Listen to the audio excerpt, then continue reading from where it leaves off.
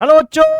क्या हाल चाल, कैसे हैं आप लोग? कैसी चल रही है आपकी पढ़ाई? मैं हूं अभिषेक जैन और मैं स्वागत करता हूं आपका आज की इस क्लास में, जिसमें हम लोग पढ़ने वाले हैं सारणी का लेक्चर नंबर 10।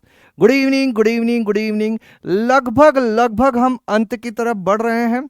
एक महत्वपूर्ण टॉपिक और बाकी है, रेखीय समीकरण निकाय, जो लगभग आखिरी ही टॉपिक होता है। तो आई होप आप लोगों ने अभी तक जितनी चीज़ें पढ़ाई है उनको बहुत अच्छे से पढ़ लिया होगा, कर लिया होगा। और जैसे जैसे मैं प्रैक्टिस करवा रहा हूँ वैसे वैसे आपने प्रैक्टिस भी करी होगी। तो कैसी है जनता? Good evening, good evening, good evening. मैं बढ़िया, आप बताओ। Hello Hamza sir, hello Hamza Ali Mazari sir. Sir आप भवानी मंडी क्या लिख रहे थे, मैं भूल गया। हमजा हमजा हमजा चरण स्पर्श। सर आप हमजा अली लग रहे हो। अलीना से कब में देखो भाई साहब लो। Good evening, good evening, good evening. Voice लो, वॉइस अप करवा देंगे।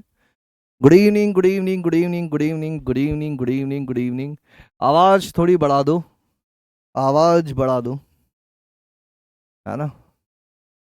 बहुत बढ़िया, बहुत बढ़िया, बहुत बढ़िया। ऑडियो के लिए बोल दिया है, आवाज बढ़ जाएगी अभी, चिंता नको, चिंता नको। बढ़िया, अभी ठीक है आवाज? अभी ठीक है, okay, good, cool, cool, cool.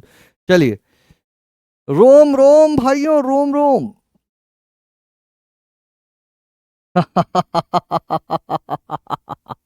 ओ, बाहुबली सर बोले हैं, बाहुबली सर। बाहुबली सर ने नाम दिया, बिल्कुल बाहुबली सर ने नाम दिया है।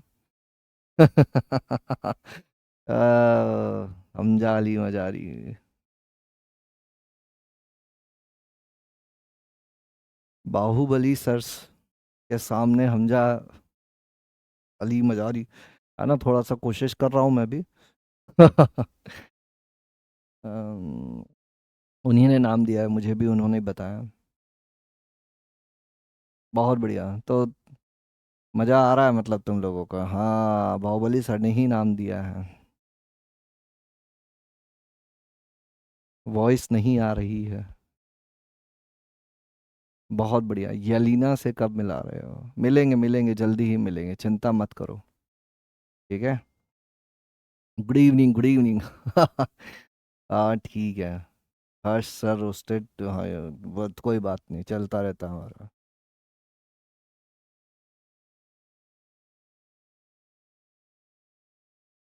हाँ बहुत बढ़िया, चलो कहानी की शुरुआत करते हैं, है ना? हर्ष सर से मिलेंगे, तब बातें करेंगे अपन, है ना? और ये सब बेटा हमारे बीच में मजाक मस्ती चलती रहती है, तुम लोगों को इसकी चिंता करने की जरूरत नहीं है। क्लास के बाद भी बहुत सारी चीजें होती है जिनके बारे में तुम्हें नहीं पता है ना? हाँ। तो बोल रही है अलीना कौन है, वॉइस लो है, समझा?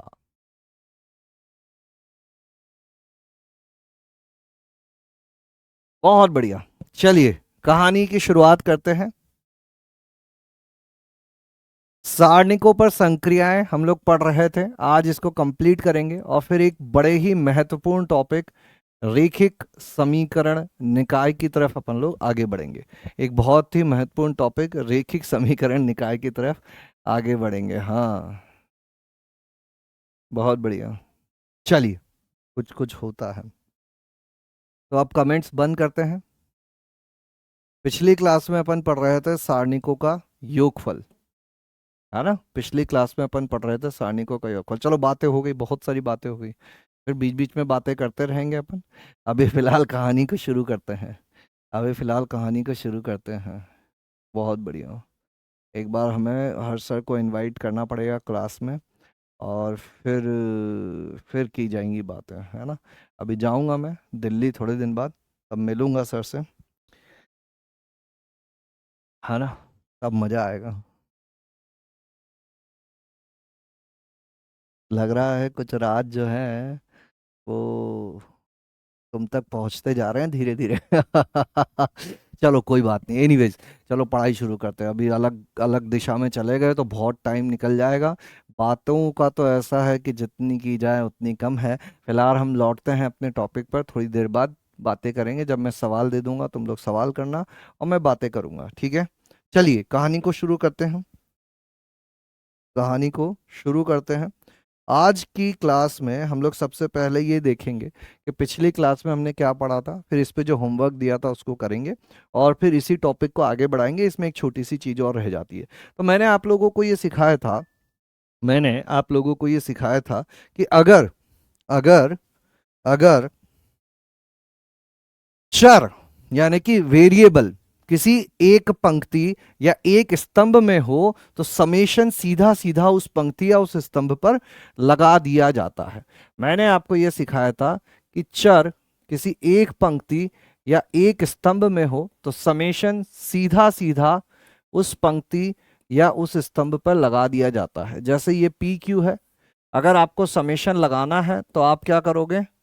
सीधा सीधा, चूंकि पहली पंक्ति में ही आर है तो बस पहली पंक्ति पर ही लगा दोगे, बाकी को कुछ नहीं करोगे, बाकी को कुछ नहीं करोगे।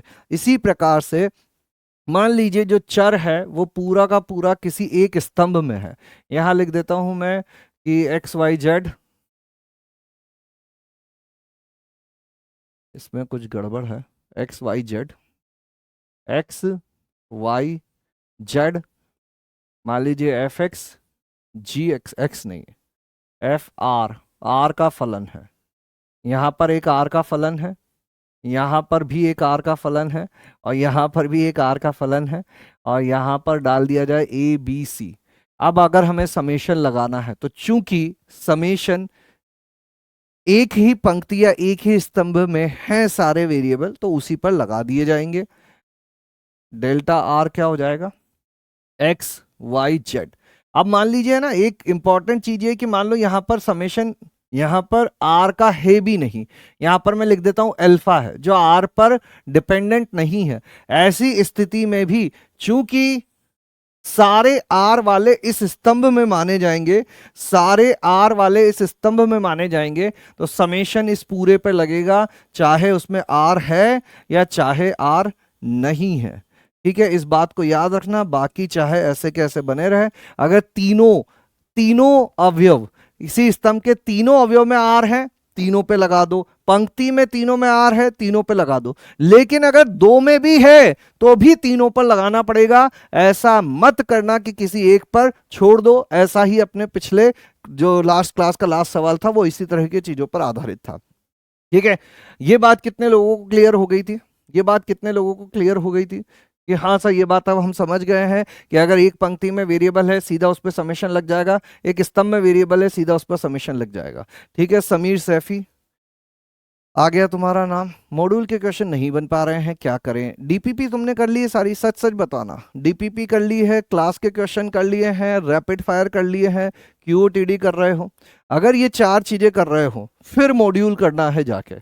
मैं एकदम सिंपल बता रहा हूं तुम लोगों को। सबसे पहले क्लास के क्वेश्चन, क्या क्लास वाले क्वेश्चंस कर लिए हैं? दूसरे नंबर पर क्या तुमने डीपीपीस कर ली है? क्या तुमने रैपिड फायर कर लिए हैं? क्या तुमने क्यूओटीडी कर लिए हैं? जो चीजें ये हैं इस क्रम में अगर तुमने कर ली है तो उसके बाद ही मॉड्यूल करें। ठीक है, 94%, वेरी गुड। अब एक होमवर्क वाला सवाल था, उसको देख लेते हैं। क्या आंसर आया तुम्हारा इसका? इसका आंसर क्या आया है? पोल भेजता हूं मैं, सिंगल चॉइस। जिन लोगों ने कर लिया होगा वो आंसर दे पाएंगे। फटाफट बताओ।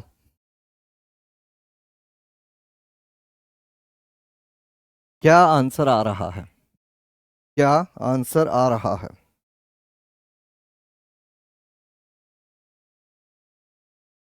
अब यहां पर भी आर देखोगे तो आर कहां है? आर यहां है, यहां है, यहां नहीं है, तो भी समेशन इस पूरी पंक्ति पे लगेगा। समेशन इस पूरी पंक्ति पे लगेगा। जिन लोगों ने नहीं किया है वो लोग ध्यान से सुन ले। ये जो समेशन लगेगा, ये समेशन पहली पंक्ति के सभी अवयवों पर लगेगा, MCR और 1, और कहाँ से कहाँ तक, R इज इक्वल टू 0 से लेकर M तक, R इज इक्वल टू 0 से लेकर M तक, R इज इक्वल टू 0 से लेकर M तक। बाकी जो चीजें हैं वो ऐसी की ऐसी लिख देते हैं, M स्क्वायर माइनस 1, 2 की घात M, M plus 1, sine square M square, sine square M, और साइन स्क्वायर M प्लस 1। क्या आंसर आ रहा है? The correct answer is B. 77.80% लोगों ने इसको किया है। बहुत सुंदर। अब जिन लोगों ने कुछ और आंसर दिया है, जिन लोगों ने इस सवाल को अटेम्प्ट किया, नहीं उत्तर तक पहुंच पाए, ध्यान से सुनना, जीरो से फिर से सिखा रहा हूं, ये कॉन्सेप्ट पूरा क्लियर हो जाएगा। देखो, यहां हम लोगों को एक सारणिक का योग पूछा गया था। जब भी सारणिक का योग पूछा जाएगा, सबसे पहली चीज हमारे दिमाग में यह आनी चाहिए कि क्या वेरिएबल, वेरिएबल क्या चीज होती है जो बदलती है। क्या बदल रहा है? आर इज इक्वल टू 0, यानी आर यहां वेरिएबल हुआ, आर का मान बदल रहा है। तो ये आर जो वेरिएबल है, क्या ये केवल एक पंक्ति या एक स्तंभ में है क्या? अगर ये आर किसी एक पंक्ति या एक स्तंभ में ही है तो हमारी जिंदगी बहुत आसान हो जाएगी। जैसे आर यहां देखोगे, यहां है, मतलब ये एक ही पंक्ति में माने जाएंगे। इसी एक ही पंक्ति में दोनों आर हैं, दूसरी पंक्ति में नहीं है, तीसरी में नहीं है, इस पहले स्तंभ में नहीं मानेंगे, दूसरे में नहीं मानेंगे, तीसरे में नहीं मानेंगे, ये मांगेंगे अपन की पहली पंक्ति में ही सारे आर हैं। तो अपन क्या करेंगे, समेशन उठा के सीधा पहली पंक्ति पे लगा देंगे। अब पहली पंक्ति पे समेशन लगाओगे तो जहां जहां आर है बस वहीं वहीं लगाओगे। अब इनके मान अलग से निकाल लो, तो अलग से कैसे निकाल लें? Summation 2r minus 1 from r is equal to 0 to m। ये क्या होगा? r इज इक्वल टू 0 रखोगे -1, फिर r इज इक्वल टू 1 रखोगे 1, फिर r इज इक्वल टू 3 5, ऐसे करते करते 2m माइनस 1। अब जिन लोगों को शायद याद हो, कल मैंने एक चीज सिखाई थी कि प्रथम n विषम संख्याओं का योग n स्क्वायर के बराबर होता है। बोलो हाँ या ना? जिनको याद है अच्छी बात है, जिनको नहीं याद है याद रखो।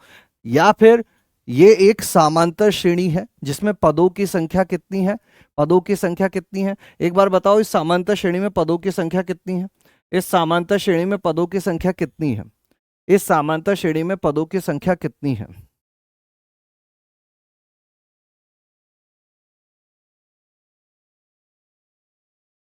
इस समांतर श्रेणी में पदों की संख्या कितनी है?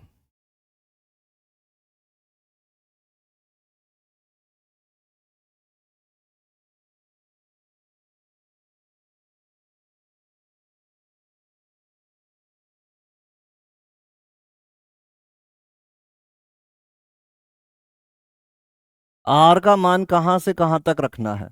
सबसे पहले आर 0 रखोगे, फिर 1 रखोगे, फिर 2 रखोगे, फिर 3 रखोगे, फिर 4 रखोगे, ऐसे करते करते m रखोगे। तो m पद तो ये रहे, 1 से लेकर m, और एक ही एक्स्ट्रा रहा, एक ये है, m ये है। टोटल मिलाकर कितने पद हो जाएंगे? m प्लस 1 पद हो जाएंगे। टोटल मिलाकर कितने पद हो जाएंगे? m प्लस 1 पद हो जाएंगे। तो यहाँ पदों की संख्या m प्लस 1 है, तो किसी को समांतर श्रेणी के m प्लस 1 पदों का योग बताना है तो वो ये बता सकता है। बाकी देखो, ये -1 हो गया और प्लस 1 से लेकर 2m माइनस 1, ये क्या चीज है? ये है -1 प्लस प्रथम m विषम संख्या है, प्रथम m विषम संख्या है। और प्रथम m विषम संख्याओं का योग कितना होता है? m स्क्वायर होता है। तो ये हो जाएगा m स्क्वायर -1, यानी ये जो पहली चीज है इसका योग m स्क्वायर -1 आ गया। समझ रहे हो बात को? समझे? अब दूसरी चीज पर आता हूं। दूसरा क्या है? दूसरा है summation MCR from r is equal to 0 to m। ये क्या बनेगा? सबसे पहले r इज इक्वल टू 0 लिखोगे, MC0 plus MC1 plus MC2 से लेकर MCM, ये योग योग हो जाएगा, वो हो जाएगा 2 की घात m। दूसरा वाला 2 की घात m, यानी कि पहला योग इसके तुल्य आ गया, दूसरा इसके तुल्य आ गया। कहीं ये तीसरा इसके तुल्य ना आ जाए, दोनों पंक्तियां समान, सारणिक का मान 0। चलो देखते हैं तीसरा क्या आने वाला है। तीसरा क्या आने वाला है, summation r is equal to 0 से लेकर m और 1, ये मैंने कल भी सिखाया था। r इज इक्वल टू 0 के लिए एक ही रहेगा, प्लस फिर r इज इक्वल टू 1 के लिए, प्लस फिर r इज इक्वल टू 2 के लिए, प्लस फिर r इज इक्वल टू 3 के लिए, लास्ट में r is equal to m के लिए। ये किसके लिए, r इज इक्वल टू 0 के लिए, r इज इक्वल टू 1 के लिए, r इज इक्वल टू 2 के लिए, r इज इक्वल टू 3 के लिए, r is equal to m के लिए। टोटल मिलाकर कितना हो जाएगा, m प्लस 1। तो ये तो वही चीज हो गई। ये जो पहला वाला है इसका योग आ गया m स्क्वायर माइनस 1, है ना। ये जो दूसरा वाला है इसका योग आ गया 2 की घात m। यहां सामने लिखता हूं, थोड़ा सा अच्छा दिखेगा तुम लोगों को। ये आ गया m स्क्वायर माइनस 1, ये आ गया 2 की घात m, और ये आ गया m प्लस 1। इसका मतलब ये पहली पंक्ति और दूसरी पंक्ति तो समान हो गई, तो उत्तर क्या हो जाएगा, 0 हो जाएगा। बोलो मजा आया क्या, कितने लोगों को समझ में आ गई बात। Yes okay 100% clear, yes okay 100% clear, yes okay 100% clear. कितने लोगों को क्लियर हो गया है मामला।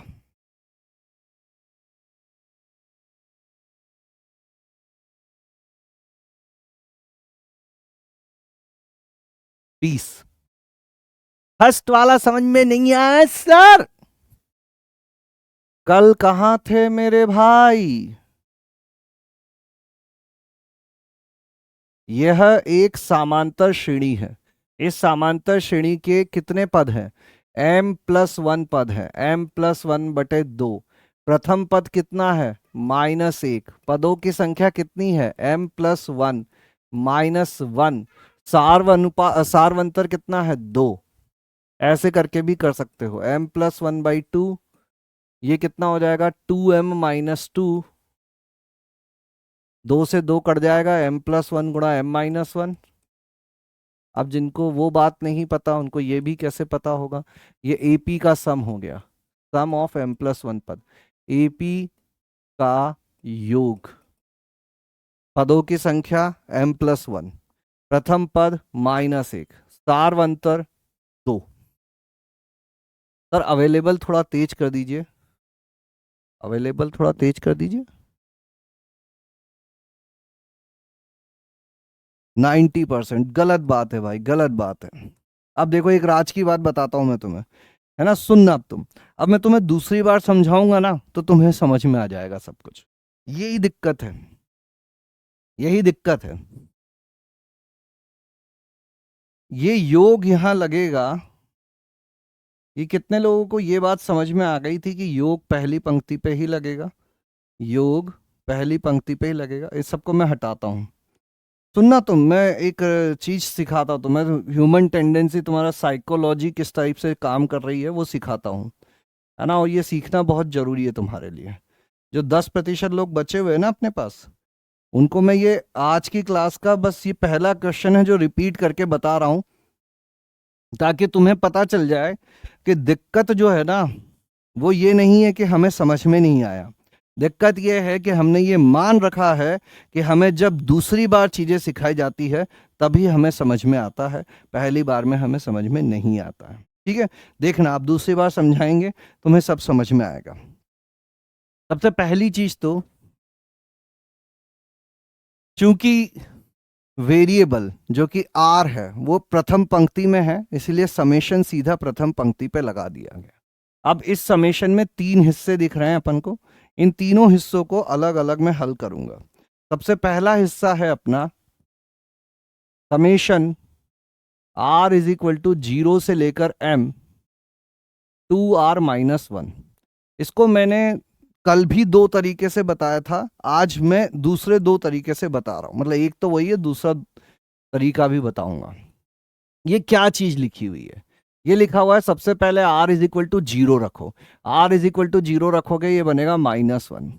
फिर r इज इक्वल टू 1 रखो, 1 रखोगे तो 2 × 1 - 1, 1 बनेगा। फिर r इज इक्वल टू 2 रखो, 2 दूनी 4 - 1, 3 बनेगा। फिर r इज इक्वल टू 3 रखो, 3 दूनी 6 - 1, 5 बनेगा। r इज इक्वल टू 4 रखो, 4 दूनी 8 - 1, 7 बनेगा।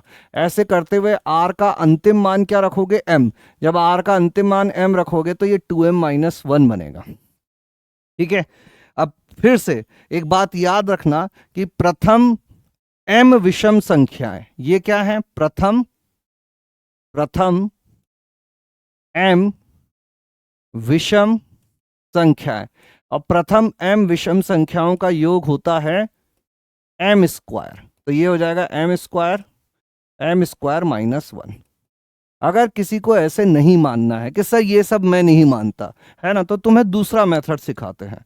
योग तो वही आएगा, -1 +1 +3 +5 +7, यहां करते हुए कहां तक पहुंचेंगे, 2m - 1 तक। पदों की संख्या कितनी हो रही है, पदों की संख्या m+1 हो रही है। m+1 क्यों हो रही है, क्योंकि देखो r इज इक्वल टू 0 लिखा सबसे पहले, r इज इक्वल टू 0, फिर r इज इक्वल टू 1, फिर r इज इक्वल टू 2, फिर r इज इक्वल टू 3, फिर r इज इक्वल टू 4, ऐसे r is equal to m तक गए। तो 1 से लेकर m तक m पद हो गए, और एक और ये m+1वां पद हो गया। अब इन सब का योग करेंगे अपन। तो यहां पर प्रथम पद क्या है, -1। सारवंतर क्या है, इससे इस पे जाने में कितना जोड़ना पड़ रहा है, d। पदों की संख्या कितनी है, m+1 है। टोटल कितने पद है, m+1 है। तो योग कितना होता है, सूत्र लिखता हूं पहले, नहीं तो तुम लोग, नहीं नहीं सर हमको सूत्र कहाँ आते हैं, हमको एपी के पदों का योग आता ही नहीं है। m+1/2, 2 गुणा -1, n की जगह m+1 -1, d की जगह 2। तो ये हो जाएगा, जब इसको हल करोगे तो m² -1। अब ये मेरे से मत करवाना कि सर इसको भी आप ही हल करो, आप ही पढ़ो, आप ही समझो, आप ही सवाल करो, हम तो बस देखेंगे। ठीक है, ये पहला वाला हो गया।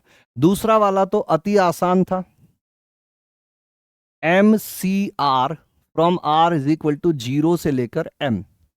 ये सबसे पहले r इज इक्वल टू 0 रखा, फिर r इज इक्वल टू 1 रखा, फिर r इज इक्वल टू 2 रखा, और r is equal to m रखा। तो MC0 से MCM हो जाता है 2 की घात m। अगर ये नहीं पता है याद करो, कल बताई थी ये चीजें। ठीक है, तीसरा और आखिरी चीज, 1, r इज इक्वल टू 0 से लेकर m। कितनी बार 1 को जोड़ना है, पहले r इज इक्वल टू 0 के लिए 1 जोड़ा, फिर r इज इक्वल टू 1 के लिए, फिर 2 के लिए, फिर 3 के लिए, ऐसे करते हुए m के लिए। टोटल मिलाकर कितनी बार जुड़ेगा, ये m+1 बार जुड़ेगा। ये r इज इक्वल टू 0 के लिए, फिर r इज इक्वल टू 1 के लिए, फिर r इज इक्वल टू 2 के लिए, ऐसे करते हुए r is equal to m के लिए। तो m+1 तक ये चीज जाने वाली है। तीनों योग हो गए, इन तीनों योगों को यहां लाकर लिख दिया। पहला m² -m, दूसरा 2 की घात m, तीसरा m+1। और यहां दूसरी पंक्ति देखोगे वो भी यही थी। अब तीसरी में चाहे जो लिखा हुआ हो, हमको कोई फर्क नहीं पड़ता, 2 पंक्तियां समान हो गई, 0 हो जाएगा। अब कितने लोगों को क्लियर हो गया, अब कितने लोगों को क्लियर हो गया?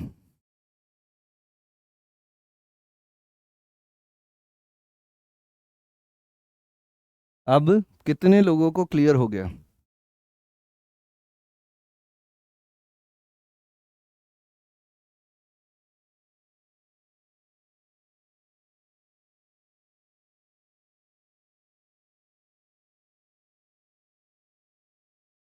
अब कितने लोगन नू क्लियर हो गवेला है?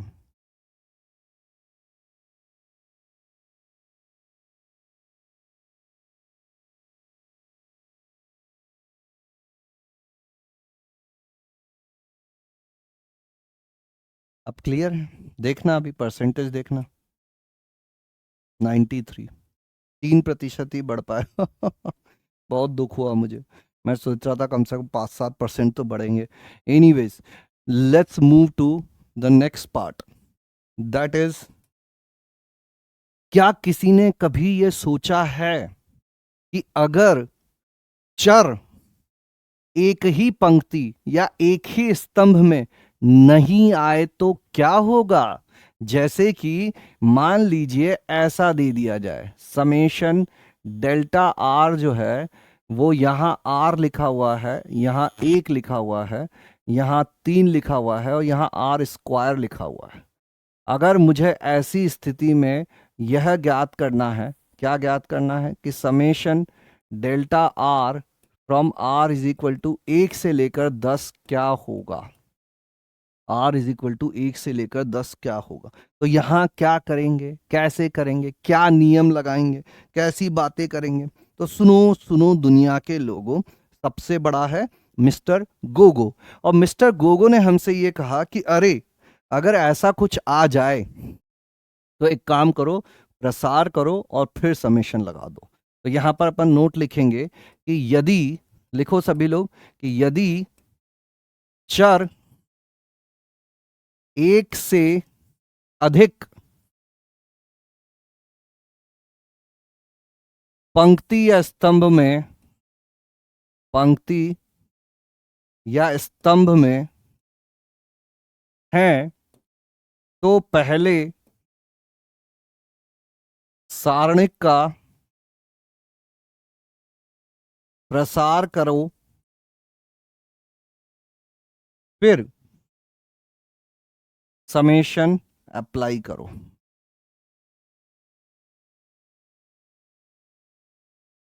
ठीक है, क्योंकि यहां पर एक से अधिक पंक्ति में, अपन ये नहीं बोल सकते कि ये दोनों पहली ही पंक्ति में है, ये नहीं बोल सकते पहले ही स्तंभ में है, ये नहीं बोल सकते दूसरे में ही है या दूसरे में ही है, ये बहुत जगह फैला हुआ है। तो ऐसी स्थिति में अपन को पहले इसका प्रसार करना पड़ेगा, ये हो जाएगा r³ - 3। अब समेशन लगाओ। अब इसके बाद समेशन लगाना अगर हमको आता है तो ये हमारी खुश नसीबी है, और अगर हमें नहीं आता है तो अभी हम सीखेंगे समेशन कैसे लगाया जाता है। सुन लेना भैया, लिखना मत, मैं दूसरी बार नहीं समझाऊंगा, सच बता रहा हूं, इस सवाल को मैं दूसरी बार नहीं समझाऊंगा। मेरे को केवल इतनी बात पता चली कि एक पंक्ति या एक स्तंभ में नहीं है, पहले कर दो प्रसार, और जैसे ही किया प्रसार वैसे ही मिला r³ - 3, उसके बाद समेशन लगाना। इस पे समेशन लगाना मतलब इस पे समेशन लगाना। अब इस समेशन को हमेशा अपन ऐसे अलग अलग कर सकते हैं। r इज इक्वल टू 1 से 10, r³ - r is equal to 1 से 10 3। ये पहली चीज क्या होगी, r इज इक्वल टू 1 रखोगे, 1 क्यूब, फिर 2 क्यूब, फिर 3 क्यूब से लेकर 10 क्यूब, माइनस यहां रखोगे 3, r इज इक्वल टू 1 के लिए 3, 2 के लिए 3, ऐसे करते करते 3 3 3। ये योग कितना होगा, 10 गुणा 10 प्लस 1 11/2 इसका स्क्वायर, और माइनस 3 3 3 3 3 कितनी बार, 10 बार, 30। तो ये हो जाएगा अपना 55 का स्क्वायर माइनस 30। अब इसको सॉल्व करते रहना, कितना हो जाता है 55 का स्क्वायर, 3025, यानी कि 2995। Doubt doubt doubt doubt, O my God, पता नहीं कौन सा पोल था, चला गया तो जाने दो। तो 3 पर क्यों लगा रहे हो समीशन, क्योंकि पूरे पे समीशन लगता है ना बेटा, इसीलिए, क्योंकि 3 पर भी लगाना होता है इसलिए लगा रहे हैं। तुम 3 पे क्यों नहीं लगा रहे हो, तुम्हारे पास क्या कारण है 3 पे नहीं लगाने का? मेरे पास तो ये कारण है कि ये पूरा पद है, इस पूरे पद पे समीशन लग रहा है, तो मतलब पहले पद पर भी लगेगा और दूसरी पर भी लगेगा। समझ गए देवेंद्र बेटा? सारणिक का गुणधर्म लगा सकते हैं, वो तुम्हारी इच्छा है। 3 वाले में r के सभी मानों के लिए 1 कैसे हो सकता है, r के सभी मानों के लिए 1, ये है ये समेशन 1। देखो ये ना ऐसे लड़ना नहीं होता है, अगर हमें कोई बात नहीं पता है तो हमको वो मानना है। ये कैसे हुआ, ऐसा ही क्यों हुआ, x अक्ष को सीधा ही क्यों माना, वाई एक्स को खड़ा ही क्यों माना, मूल बिंदु को 0,0 ही क्यों रखा, ऐसी बातें ना करो।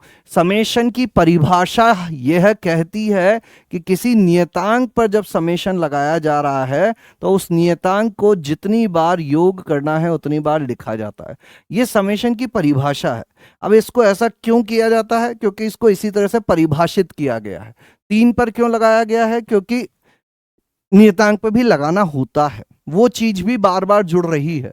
r इज इक्वल टू 1 के लिए भी ये 1³ - 3 होगा। अच्छा ऐसे देख लो, r इज इक्वल टू 1 के लिए 1³ - 3, फिर 2 के लिए 2³ - 3, फिर 3 के लिए 3³ - 3, ऐसे करते करते 10³ - 3, तो ये कितना हो जाएगा, 1³ 2³ से लेकर 10³ 3 3 3 कितनी बार, 10 बार। फिर से वही चीज आ गई क्या, 3 3 3 कितनी बार, 10 बार। समझने का नजरिया है, देखने का नजरिया है। बोलो क्लियर है क्या ये बात। 10 10 सवाल में दिया है महाराज, वो पूछ रहा 10 कहां से आया। अब ऐसे ऐसे लोगों का मैं क्या करूं बताओ, क्या करूं मैं, इन लोगों का मार भी तो नहीं सकता। प्यार जो करता हूं, अक्षत को ब्लॉक करो, मैं तो पूछा ही नहीं डाउट सर भ्रूम, मैं तो पूछता ही नहीं डाउट सर गर्म हो जाते हैं। अरे ऐसी बात मत करो फरदीन, कौन सा डाउट ऐसा है जो मैंने उत्तर नहीं दिया है ना। अगर तुम फोकस्ड होकर पूछोगे, अच्छी बातें पूछोगे, करेंगे, ऐसे ऐसे परेशान नहीं होना बाबू, है ना। होमवर्क क्लास में मत कराया करो सर, टाइम बहुत खराब होता है। देखो होमवर्क, ये बात को थोड़ी ना सुनेंगे ये लोग कि सर एक ही होमवर्क था उसको 6 बार समझा दिए हैं, है ना। ये अच्छी चीजों को कोई वैल्यू नहीं देगा। जैसे होमवर्क दे रहे हैं पहले तो, फिर उसको क्लास में डिस्कस कर रहे हैं, फिर जब एक ही चीज को 4 बार बता दिया उसके बाद भी गुस्सा कर रहे हैं। अरे हम तो डाउट ही नहीं पूछते सर तो गुस्सा हो जाते। ये कैसी बातें हैं, ये तो गलत बात है, दिस इज नॉट राइट, है ना, ये अच्छी बात नहीं। चलो अब से गुस्सा करना बंद कर देंगे, ठीक है। पूछो, तुम जो पूछोगे उसको 2 बार 3 बार 4 बार पूछते जाओ, अपने चलता रहेगा धीरे धीरे, प्यार मोहब्बत से चलने दो चीजें, है ना। चलो ये सवाल करो अब। Delta R is equal to r+1 2 3 1 5 0 0 0, यदि तो delta R from r is equal to 1 से लेकर n, n नहीं तुम्हें संख्यात्मक रूप में देते हैं ज़्यादा बेहतर रहेगा। ऐसा करो 9 तक का मान ज्ञात करो, ज्ञात करो 1 से लेकर 9 तक क्या होगा। ठीक है चलो डाउट पूछते, डाउट पढ़ते हैं तब तक, चिल्लाएंगे नहीं तो। सर 11 के बटे में 2 कैसे आया।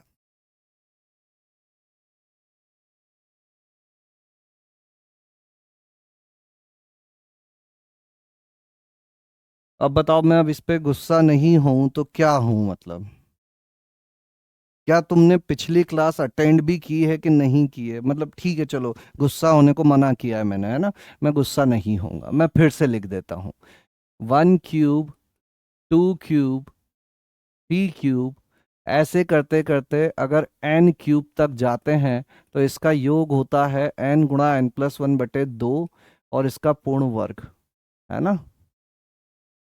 तो यहाँ पर चूंकि अपन 10 तक गए थे, 1³ 2³ से लेकर 10³ तक गए थे, तो ये हो जाएगा 10×11/2 का स्क्वायर, इसीलिए बटे में 2 आया, इसीलिए ये 55 का स्क्वायर बना। ठीक है चलो और बोलो आगे, करते जाओ तुम, है ना। अब ऐसे ही सारणिक का मान 0 हो जाएगा ना तो समेशन कैसे लगाएं, क्यों हो जाएगा सारणिक का मान 0, ऐसा क्यों लगा तुम्हें कि सारणिक का मान 0 हो जाएगा। सोचो इसके पीछे क्या कारण है, क्या तुमने प्रसार किया, नहीं, कैसे ये बात आई कहां से। सारणिक का मान 0 नहीं होगा, 0 नहीं होगा। 3+3+3 के ऊपर 2 3 4 जैसी घातें नहीं लगेंगी क्या, क्यों लगेंगी, 3 को ही तो जोड़ रहे हैं।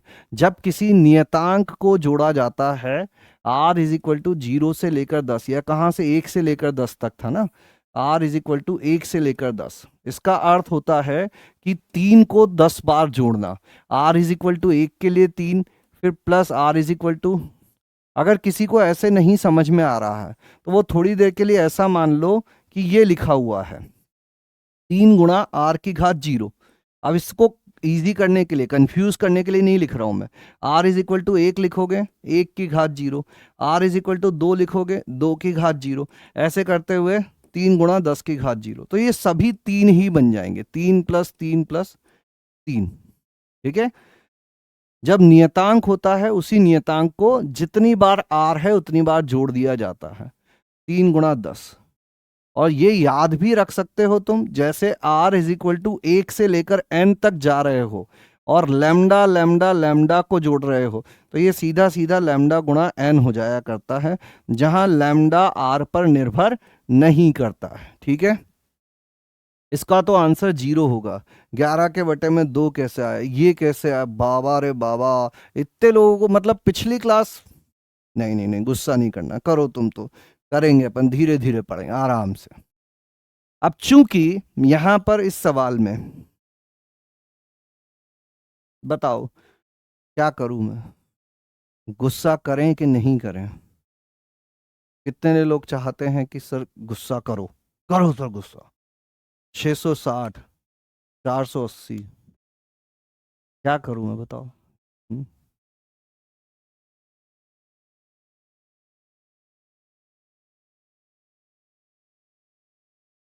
अगर मैंने गुस्सा करना छोड़ दिया ना बेटा, तो तुम जितना पढ़ रहे हो उतना भी नहीं पढ़ोगे। और एक बात मैं बता दूं, गुस्सा करना मेरा हक है, सवाल पूछना तुम्हारा हक है।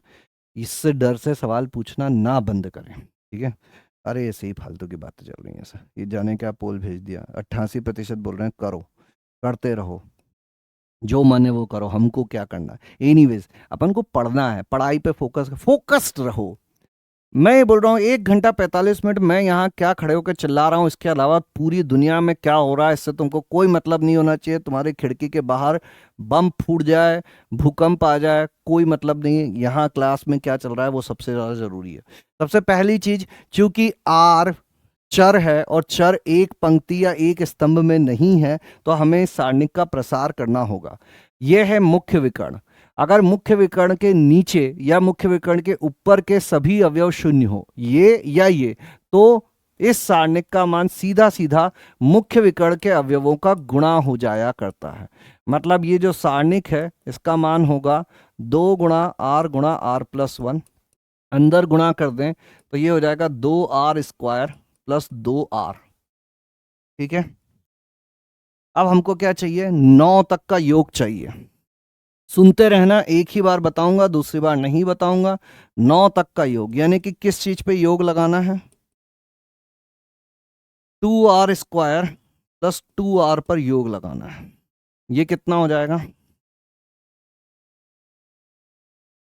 2r², r is equal to 1 से लेकर 9, 2r, r is equal to 1 से लेकर 9। इस 2 को बाहर ले लो,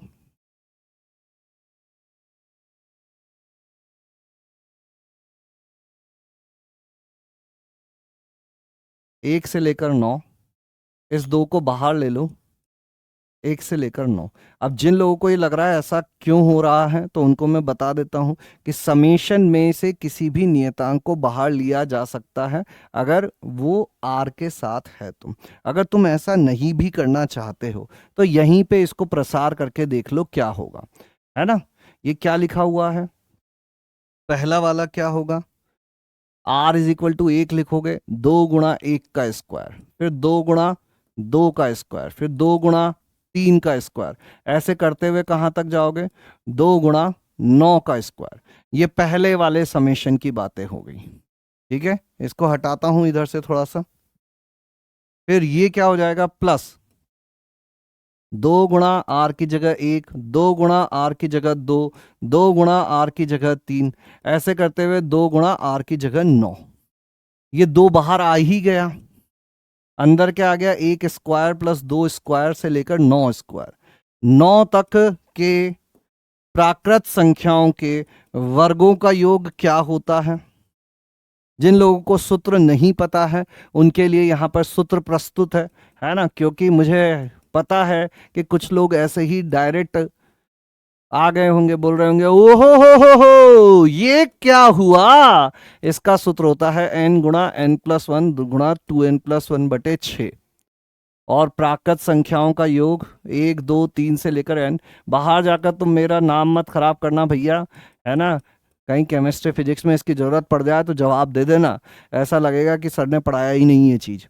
अब चूंकि यहाँ 9 तक का योग है तो n की जगह 9, 9 + 1 10, 9 दूनी 18 और 1 19/6, ये पहला वाला हो गया। 9 तक का योग है, यहां रखोगे 9, 9 गुणा 9 + 1 10/2। अब इसको हल करो और बताओ के उत्तर आरो है।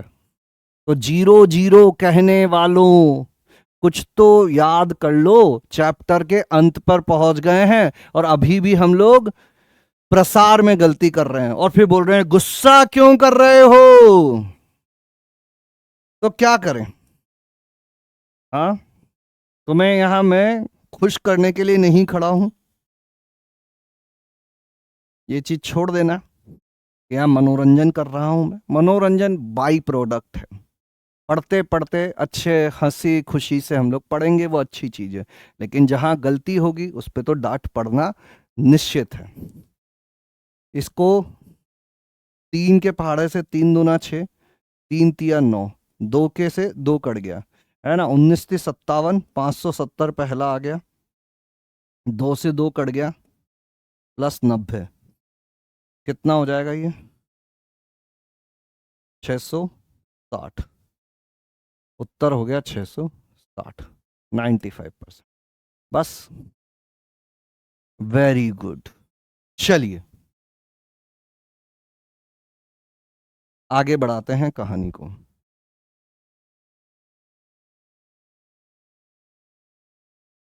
सारणिक का समाकलन लिखो टॉपिक।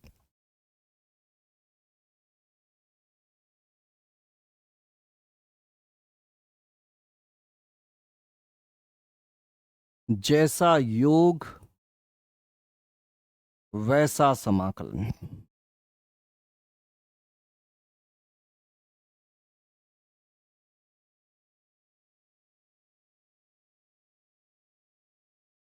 यदि चर किसी एक पंक्ति या स्तंभ में है, सीधा उस पंक्ति या स्तंभ पर समाकलन लगा दो, अन्यथा अन्यथा प्रसार करो फिर समाकलन लगाओ, फिर प्रसार का समाकलन करो।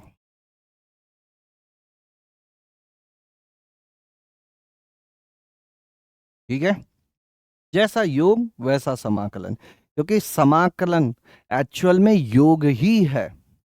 जब छोटी छोटी छोटी छोटी चीजों को जोड़ा जाता है तो उसको समाकलन के रूप में समझ लिया जाता है। एकदम सिंपल सिंपल सा उदाहरण है। मान लीजिए आपको दिया हुआ है delta x = e⁻x sin x,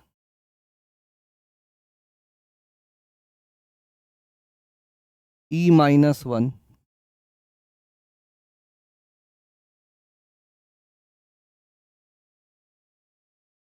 या कुछ भी लिख देते हैं दूसरा, pq, और ये कहा जाए कि ये ज्ञात करो। तो ऐसी स्थिति में हम साफ साफ देख सकते हैं कि जो भी चर है x वो पहली पंक्ति में है, तो सीधा सीधा समाकलन बस पहली पंक्ति का कर दिया जाए। बाकी ये जो नियतांक है इसको ऐसा का ऐसा छोड़ दिया जाए। ये क्या हो जाएगा, e⁻x का समाकलन e⁻x कॉस एक्स का समाकलन, साइन एक्स का समाकलन माइनस कॉस एक्स, और पी क्यू ऐसा का ऐसा छोड़ दोगे, बस यही समाकलन हो जाएगा इसका। अब जो आगे की बातें की जाएंगी वो की जाएंगी, करने को कहा जाएगा कर देंगे। वहीं पे अगर ऐसा है कि एक पंक्ति में नहीं है, जैसे कि ये ऐसा दे दिया जाता e की घात x P Q sine x, ऐसी स्थिति में हम लोग सीधा समाकलन नहीं कर सकते। अगर आपको ये ज्ञात करना है, क्या ज्ञात करना है, समाकलन डेल्टा एक्स, तो आपको पहले इसका प्रसार करना पड़ेगा। प्रसार क्या होगा, e की घात x गुणा sine x minus P Q, और इसका समाकलन करना होगा। अब इसका समाकलन अभी आता है तो अच्छी बात है, नहीं आता है तो छोड़ दो, बाद में पढ़ेंगे। निश्चित समाकलन, अनिश्चित समाकलन चैप्टर में पढ़ेंगे, है ना। इसके दो टुकड़े तो कर ही देता हूं मैं, पता नहीं कितना समाकलन तुम लोगों को आता है। इसको पहले वाले को समाकलन करोगे, e की घात x गुणा sine x D x minus P Q D x. इसका समाकलन आगे जाकर अनिश्चित समाकलन में पढ़ेंगे, अनिश्चित समाकलन में पढ़ेंगे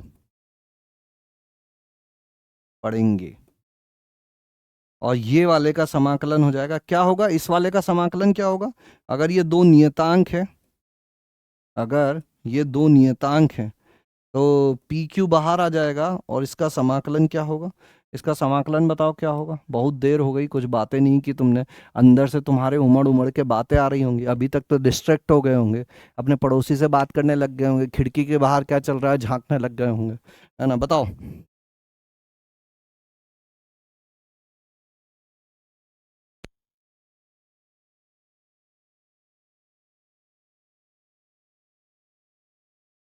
पी क्यू एक्स, इसका समाकलन होगा पी क्यू एक्स, क्योंकि ये नियतांक है और प्लस एक समाकलन नियतांक भी जोड़ना होगा। जिनको नहीं पता है, किसी भी नियतांक का समाकलन करने पर ऐसा हो जाया करता है, नियतांक का समाकलन करने पर ऐसा हो जाया करता। ठीक है, भावनाएं समझ गए, संक्रियाएं समझ गए, कितने लोगों को क्लैरिटी आ गई है, कितने लोगों नु क्लैरिटी आ गवेली है। ये छोड़ दो भैया, ये समाकलन कैसे होगा, ये अभी अपने दायरे के बाहर की चीज है, ऐसा लिख के छोड़ दो कि इसको पढ़ेंगे। इसके लिए दो फलनों के गुणा का समाकलन पढ़ते हैं, एक खंडशः समाकलन करके विधि होती है जिसमें एक आइलेट नियम होता है, उसके द्वारा इसका समाकलन किया जाता है। अभी हमने नहीं पढ़ा है, उसको बाद में कर लें। पता है, बहुत बढ़िया बात है। अच्छा, 11वीं में तुमने पढ़ लिया है तो बहुत सुंदर, पढ़ लिया है तो बहुत सुंदर बात है, नहीं पढ़ा है तो अभी के लिए छोड़ दो, आगे बढ़ते हैं। 94 कूल। देखो, एक जो चीज तुम खुद के लिए कर सकते हो, अभी नहीं, केवल क्लासेस में ही नहीं, अगर जिंदगी में खुद के लिए कुछ अच्छा काम कर सकते हो तो वो है एक बेहतर श्रोता बनना, एक गुड लिसनर बनना। जिस दिन सुनना सीख लिया उस दिन सीखना सीख लिया।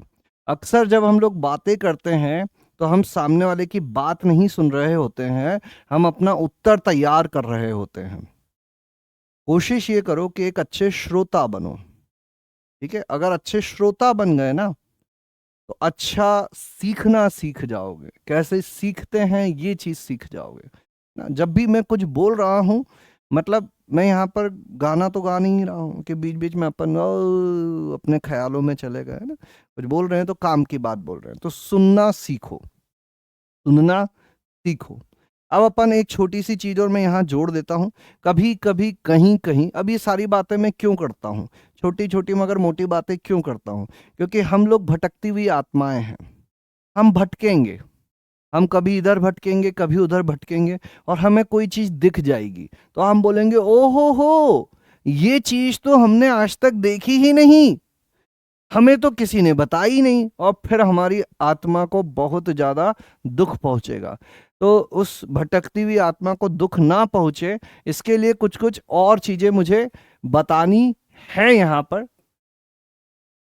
और संयम रखना, अगर कोई चीज मैं आज की तारीख में नहीं बता रहा हूं तो उसके दो कारण हो सकते हैं। पहला, या तो वो जरूरी ही नहीं है, दूसरा वो अभी जरूरी नहीं है ना। कभी भी ये मत सोचना कि ये तो लो हो हमको तो बताया ही नहीं। या तो वो अभी जरूरी नहीं है या वो जरूरी ही नहीं है, यही दो स्थिति होंगी, है ना। तो यहां लिखो सारणिक पर सीमा। सीमा कैसे अप्लाई करते हैं? अब चूंकि सीमा हमने हल्का फुल्का 11वीं में पढ़ा था, इसलिए शायद तुम्हें पता हो, नहीं पता हो तो भी कोई बात नहीं। 12वीं में एक बहुत बड़ा चैप्टर आएगा, लिमिट, कंटिन्यूटी एंड डिफरेंशिएबिलिटी, सीमा, सांतत्यता एवं अवकलनीयता। मान लीजिए यह एक फलन है और एच एक्स है। हो सकता है कि कहीं पे फलन लिखा हो, कहीं पे बस नियतांक लिख के छोड़ दिया हो पी। अगर तुम्हें यह कहा जाए कि इस पर सीमा लगाओ कि limit extending to zero delta X क्या होगा, तो बिना सोचे समझे सब पर सीमा लगा देना। पहले पे भी लगा देना, दूसरे पर भी लगा देना, तीसरे पर भी लगा देना। और चूंकि ये तो एक्स पे डिपेंड ही नहीं करता है, तो इस पे लगा भी दोगे तो भी उत्तर वही आएगा, क्योंकि उसको कोई फर्क नहीं पड़ता कि एक्स कहां जा रहा है। जहां जहां फलन हो वहां वहां सीमा लगा देना, ठीक है। और इसकी जरूरत शायद ही कभी पड़ेगी, और वैसे तो जब मैं सीमा चैप्टर पढ़ाऊंगा तब फिर से इस चीज को बताऊंगा, तब अपन इसको थोड़ा सा डिटेल में भी जानेंगे। फिलहाल ऐसे ही नोट करके लिख लो ताकि क्या अपनी आत्मा को शांति मिलती रहे। और इसी के साथ अब अपन स्टार्ट करते हैं इस चैप्टर का मोस्ट इंपॉर्टेंट और लास्ट टॉपिक, रैखिक समीकरणों के निकाय। इस टॉपिक से हर साल जेई मेंस के 20 पेपर में से 15 पेपर में तो सवाल आता ही आता है। अगर विश्वास नहीं होता है तो मैं पीवाईक्यू तुम्हें दे दूंगा, वो देख लेना, तुम्हारे पास पढ़े हो तो वो देख लेना इस टॉपिक को पढ़ने के बाद। अभी मत देखने जाना, अभी नहीं चमकेंगी चीजें, ठीक है। टॉपिक लिख डालो, रैखिक समीकरणों के निकाय, है ना। अब जैसा कि मेरी आदत है, मैं छोटी चीजों से शुरू करता हूं, कुछ उदाहरणों से समझाता हूं, वैसे ही मैं चालू करूंगा।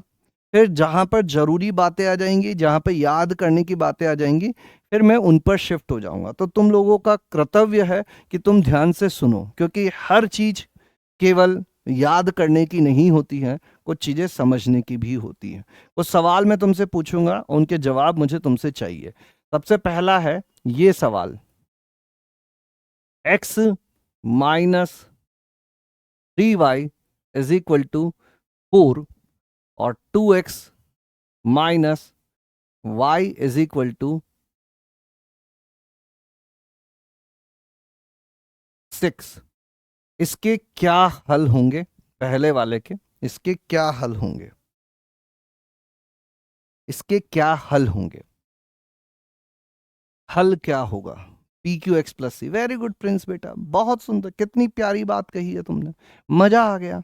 इसका उत्तर बताओ, इसका उत्तर बताओ, इसका उत्तर बताओ।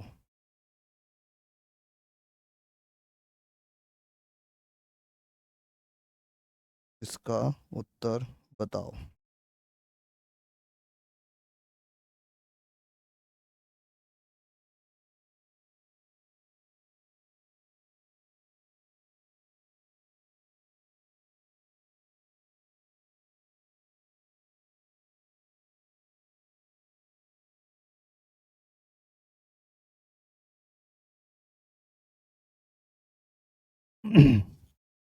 तीन या अनंत? Checked out 7-1।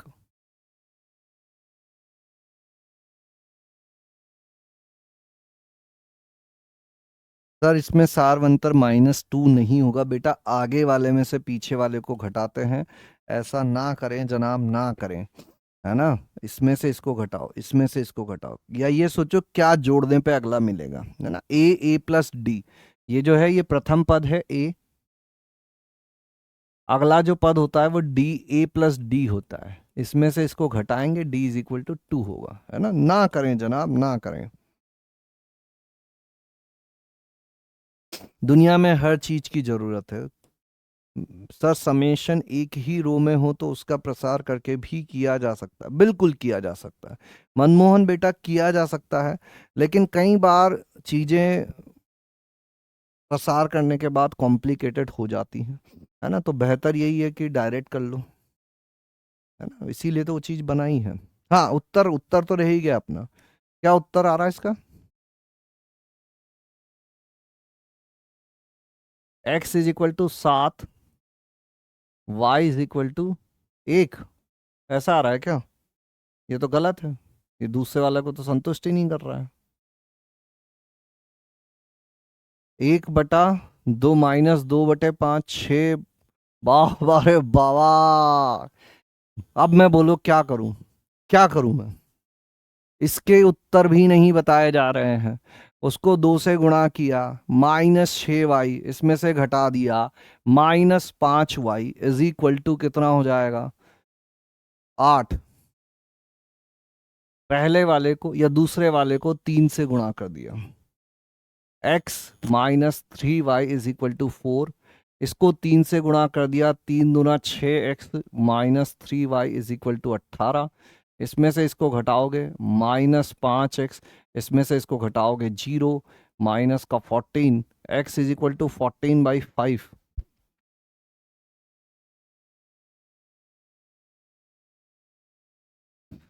x is equal to 14/5 किसी भी एक में रखो।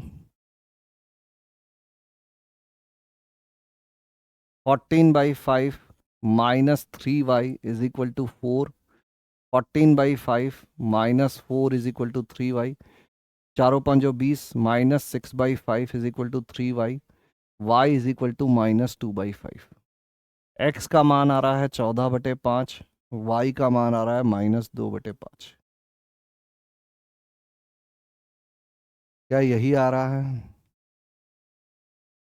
अब ये मत कह देना सर कि ये भी समझ में नहीं आया हमको तो। इतने उत्तर आ गए हैं बाबा रे बाबा, क्या करें अब।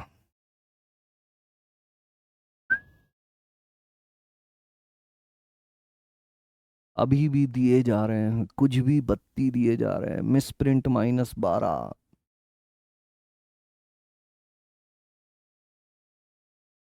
3 से गुणा कर दिया, रख के देख लो। 14, 6 20/5, 14, 6 20/5, 4 आ गया।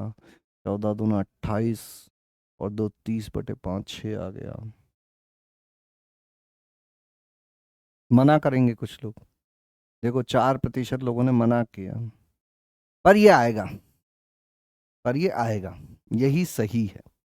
ठीक है, चलो अब एक दूसरा सवाल देता हूँ, थोड़ा सा सिंपल देता हूँ, ताकि अपन जो है चलो इससे ये तो पता चला कि तुम लोगों को इसमें भी गड़बड़ है, कुछ लोगों को इसमें भी गड़बड़ है। ठीक है, सिंपल सा सवाल देता हूँ। 1,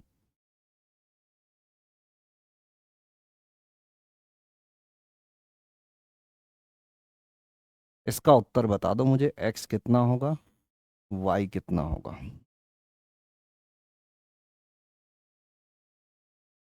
अब इसका गलत मत देना, नहीं तो वहीं इधर कैमरे में से घुस के, मोबाइल में से निकल के, फिर वहां पर आके मैं गुस्सा करूंगा, वहां आके डांटूंगा। इसका गलत मत करना, सच बता रहा हूँ।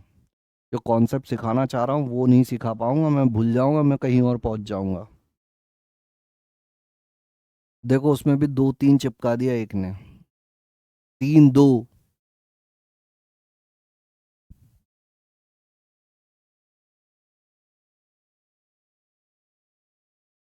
x is equal to 2, y is equal to 1।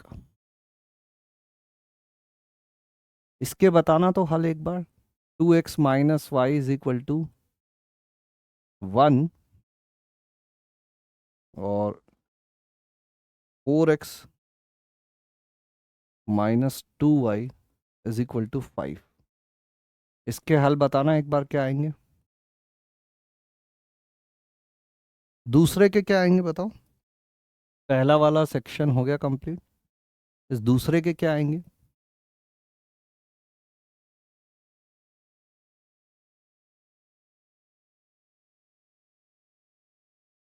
कहाँ गई ये लाइन? दूसरे के हल, दूसरे के हल क्या आ रहे हैं? सेम, जीरो, कुछ भी नहीं, अनंत, नो सॉल्यूशन। चलो एक और पूछता हूं फिर।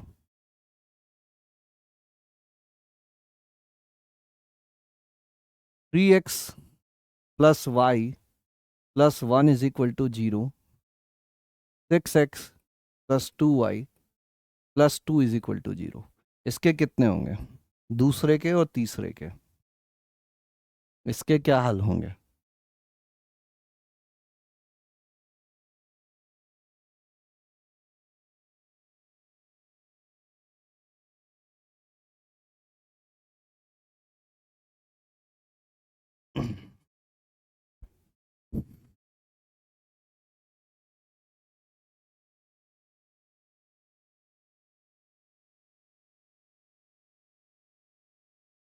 पैरेलल लाइन, अनंत। अब देखो, अब लिखना बंद कर देंगे, ध्यान से सुनेंगे। हम तुम्हें लेके चलेंगे तारों के शहर में, मतलब भूतकाल में लेके जाएंगे तुम्हें, कुछ चीजें सिखा कर लाएंगे। अगर दो समीकरणों को देखोगे तो ये किस चीज की समीकरण हैं? ये हैं सरल रेखाएं। यहां पर जब हमें हल मिल पा रहा है या हम लोग देख पा रहे हैं कि ये दोनों सरल रेखाएं प्रतिच्छेदी रेखाएं हैं, क्योंकि इनका ढाल अलग अलग है। पहली रेखा का ढाल 1 है, दूसरी रेखा का ढाल -2 है। ये रेखा हो जाएगी अपनी x minus Y is equal to 1, ये रेखा हो जाएगी 2x plus Y is equal to 5। ये किस चीज को बताता था? रेखाओं को बताता था, है ना। दो वेरिएबल में जो लाइन, जो समीकरण होती है वो रेखा को बताती है। यहां ध्यान से देखोगे तो एक्चुअली में तुम पाओगे कि इन दोनों का ढाल तो समान है। ये इसको मैं 2x minus Y is equal to 1 लिख दूं और इस दूसरी रेखा में मैं 2 से भाग दे दूं, तो ये हो जाएगा 5/2। मतलब ये दो समांतर रेखाएं हैं। एक रेखा दूसरी रेखा दोनों का ढाल समान है। एक 2x minus Y is equal to 1 है, एक 2x minus Y is equal to 5/2। अब चूंकि ये दोनों समांतर रेखाएं हैं तो हमें क्या पता चलेगा कि इनका कोई हल नहीं है, कोई हल नहीं है। जो हम लोग ऐसे भी देख सकते थे कि सीधा सीधा ये रेखा पहली वाली तो ऐसी बन रही है, ये दूसरी वाली को 2 से भाग दे दो ऐसी बन रही है। इसमें से मैं इसको घटा दूं, इसमें से मैं इसको घटा दूं तो एक तरफ तो 0 आ जाएगा, एक तरफ -3/2 आ जाएगा। अब बताओ, जिंदगी में कभी 0, इसमें से इसको घटाने पर 0 आया, 2x से 2x गया, -y प्लस वाई 0 हो गया। 0 कभी -3/2 के बराबर हो पाया है क्या? नहीं हो पाया। तो इस स्थिति में होते हैं कोई हल नहीं। इन रेखाओं को देखोगे तो तुम पाओगे कि अरे ये तो सेम रेखा लिखी हुई है। इस वाली को मैं ऐसे कैसे उतार देता हूं, 3x plus Y plus 1 is equal to 0, और इस वाली में 2 से भाग दे दें तो ये भी क्या लिखी हुई है, 3x plus Y plus 1 is equal to 0। अब जब ये दो रेखाएं है ही नहीं, यही पहली रेखा है और यही दूसरी रेखा है, यही पहली रेखा है और यही दूसरी रेखा है। अब दोनों रेखाएं अगर संपाती हो गई तो इनके कितने हल हो जाते हैं? अनंत हल हो जाते हैं। ये हैं बचपन की बातें, कोई हल नहीं। कैसी रेखाएं हैं? समांतर रेखाएं, समांतर रेखा, कोई हल नहीं। ये कैसी रेखाएं हैं? संपाती रेखाएं, कितने हल हो जाते हैं? अनंत हल हो जाते हैं। समझ गए क्या बात को? बोलो, कितने लोग इस बात को जानते हैं बचपन से कि हाँ सर ऐसा ही तो होता है, हाँ सर ऐसा ही तो होता है। कितने लोग इन चीजों से एग्री कर रहे हैं? कितने लोग इन चीजों से ए ग री कर रहे हैं? क्या कर रहे हैं? ए ग री।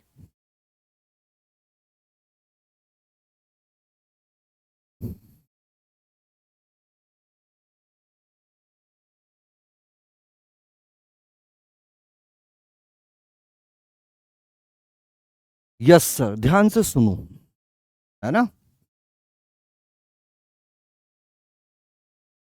96%, वेरी गुड। अब देखो, अगर मैं इन चीजों को जनरलाइज्ड फॉर्म में लिखना चाहूं, जनरलाइज्ड फॉर्म में लिखना चाहूं, तो ये सबसे पहली वाली कौन सी है? ये है प्रतिच्छेदी रेखाएं। ये है प्रतिच्छेदी रेखाएं। अब प्रतिच्छेदी रेखाएं कैसे पता चलती है? कि ढाल अलग अलग होना चाहिए, ढाल अलग अलग होना चाहिए। अगर ढाल अलग अलग है तो प्रतिच्छेदी होंगी, और एक ना एक हल तो आएगा ही आएगा। अगर ढाल समान है तो या तो समांतर होंगी या संपाती होंगी। समांतर कब होती है? कि इधर की चीजें तो समान हो लेकिन ये समान ना हो। संपाती कब होती है? जब पूरी की पूरी चीजें समानुपाती हो जाए। तो ये शायद तुमने बचपन में पढ़ा होगा कि दो रेखाएं a1x plus b1y plus c1 is equal to 0 और a2x plus b2y plus c2 is equal to 0, इनमें तीन प्रकार की स्थिति बनती है। कितने प्रकार की? तीन प्रकार की। रेखाएं कैसी हो सकती हैं? प्रतिच्छेदी रेखाएं हो सकती है। प्रतिच्छेदी रेखाएं कब होती हैं? जब ढाल समान ना हो। ढाल समान ना हो मतलब इस पहली वाली का ढाल क्या है? -a1/b1। ये किसके तुल्य नहीं होना चाहिए? -a2/b2 के तुल्य नहीं होना चाहिए। ढाल समान ना हो। इसको अपन माइनस से माइनस काट दें तो ऐसा भी लिख सकते हैं कि a1/a2 जो है वो b1/b2 के तुल्य नहीं होना चाहिए। इसको अपन ऐसा भी लिख सकते हैं कि a1b2 माइनस a2b1 जो है वो 0 नहीं होना चाहिए। ये सारी बातें एक ही हैं, प्रतिच्छेदी रेखाएं। दूसरी चीज हो सकती है कि रेखाएं समांतर हों। समांतर रेखाएं कब होती हैं? जब a1/a2 is equal to b1/b2 हो, लेकिन ये b1/b2 हो लेकिन ये c1/c2 के तुल्य ना हो। और संपाती रेखाएं कब होती हैं? संपाती रेखाएं, समपाती रेखाएं कैसे कब होती हैं? समपाती रेखाएं तब होती हैं जब a1/a2 is equal to b1/b2 is equal to c1/c2 हो। ये बात अगर अभी तक याद नहीं थी, अब से याद रखना। समपाती रेखाएं मतलब एक ही रेखा दूसरी रेखा भी समान है। यहां दोनों रेखाएं समांतर हैं और यहां दोनों रेखाएं प्रतिच्छेदी रेखाएं हैं। सर ये सब अभी क्यों पढ़ा रहे हो? सारणिक चैप्टर में ये सरल रेखा क्यों आ रही है? सारणिक चैप्टर में सरल रेखा क्यों आ रही है? नाइन्थ में ही पढ़ लिया था। जेई के प्यार में पागल इतना था कि उसने नाइन्थ में ही पढ़ लिया था। क्या लग रहा है तुमको? ये दो वाला तो सर हम लोग नींद में भी हल कर देते हैं, है ना? ये सारी चीजें तो हम लोगों को बचपन से पता है, 10th में पढ़ा है। अब देखो मजा कब आता है? ये टू वाला तो हम लोग बचपन से हल करना जानते हैं, वो कोई बहुत बड़ी बात नहीं है। दो रेखाओं को, दो चरों में दो समीकरणों को हल करना हमको आता है। दो चरों में दो समीकरणों को हल करना हमें आता है। दो चरों में दो समीकरण, दो चरों में दो समीकरण, दो चरों में दो समीकरण, ये हमको हल करना आता है। लेकिन हमको क्या नहीं आता है? क्या नहीं आता है हम लोगों को? क्या नहीं आता है हम लोगों को? हम लोगों को तीन चरों में तीन समीकरण हल करना नहीं आती है। तीन चरों में तीन समीकरण हल करना नहीं आती है। जैसे कि मैं तुमसे ये कह दूं, अगर मैं तुमसे कह दूं कि हल कर दो इसको, कि x plus 2y plus 3z is equal to 6, x minus Y plus Z is equal to 1, x minus Y minus Z is equal to -1। बताओ क्या तुम इसको हल कर सकते हो? करो। तुम्हें आती है अगर तीन चरों में तीन समीकरण हल करना आती है तो इसका हल बताओ क्या होगा?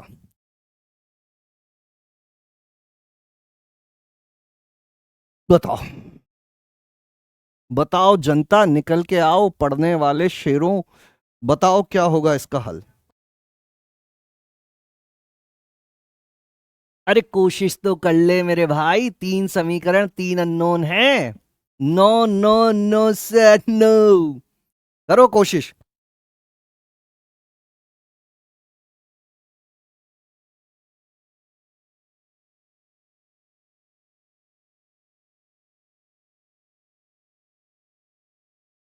नहीं पता? कोशिश तो करो महाराज।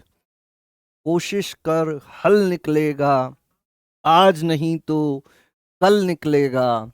और अर्जुन के तीर सा सद मरुस्थल से भी जल निकलेगा। एक एक एक। जिन बच्चों ने इसको हल कर लिया, अच्छी बात है।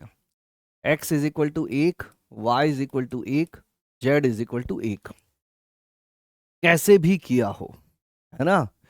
मजेदार चीज ये है कि ऐसा संभव है कि तीन चरों में तीन समीकरणों को हल करें तो हो सकता है उनका भी कोई एक अद्वितीय हल आ जाए। अद्वितीय हल मतलब ये ऐसी बात, प्रतिच्छेदी रेखाएं जब होती है तो क्या मिलता है हम लोगों को?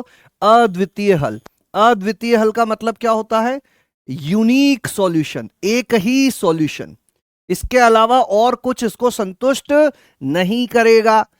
या हो सकता है कोई हल ना आए, या हो सकता है अनंत हल आ जाए। टॉपिक का फील दिला रहा हूं। दो वाले में हम लोग अच्छे से विजुअलाइज कर पाते हैं, तीन वाले को विजुअलाइज करने के लिए हमें अभी बहुत दूर जाना पड़ेगा। लगभग 10,000 साल बाद हम एक चैप्टर पढ़ेंगे, सदिश एवं त्रिविम निर्देशांक ज्यामिति। तब हम जानेंगे कि ये किस चीज को प्रदर्शित करती है और तब इनके हलों का क्या अर्थ होता है वो समझेंगे। लेकिन फिलहाल आज के चैप्टर के लिए हमें इतना जानना काफी है कि जब तीन चरों में तीन समीकरण दी हुई हो हो सकता है उनका अद्वितीय हल आ जाए, अद्वितीय हल आ जाए, या हो सकता है इनका कोई हल नहीं आए, या हो सकता है इनके अनंत हल आ जाए। मैं हल्का फुल्का आइडिया तुम्हें चैप्टर के अंत में ज्योमेट्री से भी दूंगा, लेकिन आज की तारीख में पहले हम लोग सवाल करना सीख जाते हैं, है ना। अब ये चीज इस टॉपिक में हम लोग पढ़ेंगे कि जब तीन समीकरण, तीन चरों में तीन समीकरण दी होती है तो कब अद्वितीय हल होता है, उस अद्वितीय हल को कैसे ज्ञात किया जाता है, कब कोई हल नहीं होता है और कब अनंत हल होते हैं। क्लियर है? समझ गए बात को? तो अभी सभी लोग टॉपिक लिखेंगे, अगर पहले नहीं लिखा था तो।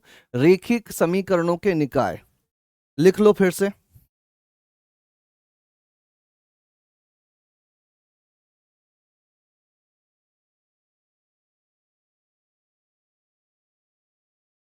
अब देखो यहां पे तुम्हारे पास अलग अलग तरीके होते हैं हल करने का।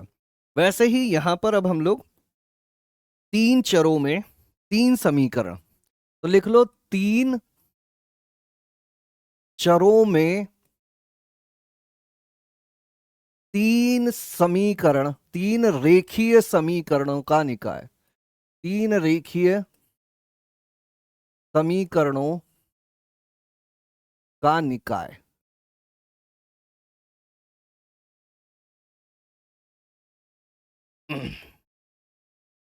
तीन चरों में तीन रेखीय समीकरणों का निकाय, तीन चरों में तीन रेखीय समीकरणों का निकाय। और जनरल रूप में अपन लिख लेते हैं a1x plus b1y plus c1z is equal to d1, a2x plus b2y plus c2z is equal to d2, a3x plus b3y plus c3z is equal to d3। ये व्यापक रूप में तीन समीकरणें हो गई, व्यापक रूप में तीन समीकरण हो गई, है ना। अब एक वादा करो मुझसे कि अगले 5 मिनट तक तुम केवल और केवल मुझे सुनोगे और स्क्रीन को देखोगे, ना कुछ लिखोगे ना इधर उधर देखोगे। क्या तुम लोग रेडी हो? अगले 5 मिनट तक तुमको कुछ नहीं करना है, बस मुझे सुनना है। कितने लोग ये काम कर पाएंगे कि हाँ सर हम 5 मिनट के लिए आपको सुन सकते हैं, हमें इसमें कोई दिक्कत नहीं है? पीटर बोल रहे हैं सर थोड़ा फास्ट करो। नहीं चलेगा फास्ट, हम ऐसे ही चलेंगे। मुझे पता है कि हमें कैसे step by step concept build करने हैं, ठीक है। जल्दी मत करो, जल्दी का काम शैतान का। जल्दी में हम लोग छोटी छोटी चीजें मिस कर देते हैं, ओवर कॉन्फिडेंस हो जाता है। अभी चैप्टर शुरू हो रहे हैं तो पढ़ो, धीरे धीरे पढ़ो महाराज, बहुत डिटेल में जा रही हैं चीजें। 3% ने मना कर दिया वो नहीं करेंगे, कोई बात नहीं, बाकी लोग ध्यान से सुनना। ये हैं अपनी 3 चरों में 3 समीकरण। अब इनके हलों की प्रकृति ज्ञात करने के लिए, इनके हल ज्ञात करने के लिए हमें कुछ काम करने पड़ते हैं। वो काम होते हैं 4 सारणिकों का मान ज्ञात करना। 4 सारणिक क्या क्या होती है? सबसे पहली सारणिक को मैं नाम देता हूं डेल्टा या डी। ये जो डी सारणिक होती है ये इनके गुणांकों से बनी होती है। A1 A2 A3, B1 B2 B3, C1 C2 C3। ठीक है। फिर एक सारणिक होती है D ऑफ X, यहां नीचे X लिख दे रहा हूं। इसमें क्या करना है कि जो X के गुणांक हैं A1 A2 A3, उसकी जगह D1 D2 D3 लिख दो। यहां आ जाएगा B1 B2 B3, C1 C2 C3। फिर एक सारणिक और ज्ञात करो D ऑफ Y। इसमें क्या करो, पहला वाला ऐसे ही रहने दो और दूसरी जगह ले आओ D1 D2 D3 और C1 C2 C3। फिर चौथा और आखिरी DZ। इसमें क्या करो, A1 A2 A3, B1 B2 B3 और यहां कर दो D1 D2 D3। ये 4 सारणिकों के मान आपको ज्ञात करने होंगे। जब ये 4 सारणिक आप ज्ञात कर लोगे तो जो संबंध होता है वो ये होता है, x गुणा d करने पर ये वाली सारणिक मिलती है dx। अच्छा, अगर dx d लिख तो नहीं रहे हो तुम, ये मैं मान रहा हूं कि लिख तो नहीं रहे होंगे। इनका नाम मैं d1 d2 d3 कर देता हूं ताकि कंफ्यूजन का स्कोप ही नहीं रहे। d1 d2 d3। तो x गुणा d करने पर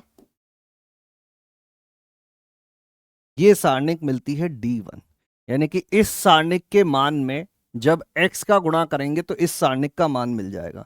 और यहां से क्या चीज पता चल जाएगी अपन को, x is equal to D1 सारणिक का मान बटे D सारणिक का मान। y गुणा d करने पर D2 आता है, D2 बटे D। z गुणा d करने पर D3 आता है, D3 बटे D। ऐसा क्यों होता है? ऐसा ही क्यों होता है और कुछ क्यों नहीं होता है? समय के साथ सारे राज खुलेंगे। आज जो बातें बोल रहा हूं उनको याद करो, पहले अप्लाई करना सीखो। सवाल करते करते मैं तुम्हें चमकाऊंगा कि देखो इस वजह से ऐसा होता था और यही सही तरीका होता है। आज की डेट में बाल की खाल में घुसोगे तो जो सीखना है वो नहीं सीख पाओगे। 1 साल हम लोगों ने करके देख लिया। अगर 3 समीकरण इस रूप की है, इस रूप में भी ध्यान से देखना, यहां पर एक्स वाई जेड की चीजें इस तरफ होनी चाहिए, नियतांक इस तरफ होने चाहिए। 4 सारणिकों के मान ज्ञात करने हैं। पहला सारणिक इनके गुणांकों से, दूसरा सारणिक नियतांकों को A1 A2 A3 की जगह डाल दो, तीसरे सारणिक नियतांक को B1 B2 B3 की जगह, चौथा सारणिक इसकी जगह डाल दो। फिर क्या बात याद रखनी है हमको कि एक्स वाई जेड मान किसका ज्ञात करना है, क्या निकालने चले थे अपन, इनका हल। हल मतलब क्या, एक्स वाई जेड का मान। वो मान कहां से मिलेगा, x is equal to D1 बटे D, y is equal to D2 बटे D और z is equal to D3 बटे D। क्या इतना काम हम लोग कर सकते हैं क्या? ये तो बिल्कुल एकदम कैलकुलेशन वाली चीज है ना, इसमें तो करने में किसी को कोई दिक्कत कोई तकलीफ नहीं होनी चाहिए। मतलब तुम्हें कोई भी सवाल दे दिया जाए, एटलीस्ट तुम 4 सारणिकों का मान निकाल के ये काम तो कर ही सकते हो। कितने लोग बोल रहे हैं कि हाँ सर हम ये काम कर सकते हैं, और यहां तक की बातें लिख डालो। अब मैं बोल रहा हूं लिख डालो तो लिख डालो, इतनी चीजें लिख डालो।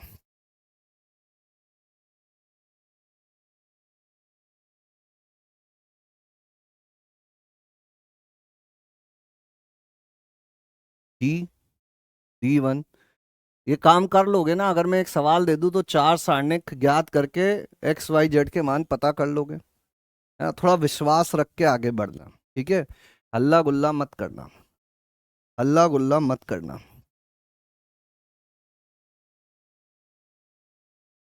हल्ला गुल्ला मत करना।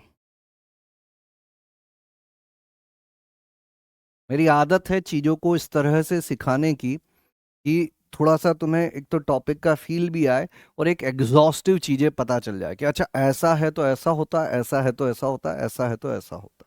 ठीक है, ओके, लिख डाला। इतनी जल्दी कैसे लिख दिया? झूठ बोल रहे हो, या तो तुमने पहले से लिख रहे थे तुम, है ना? ये गलत बात है।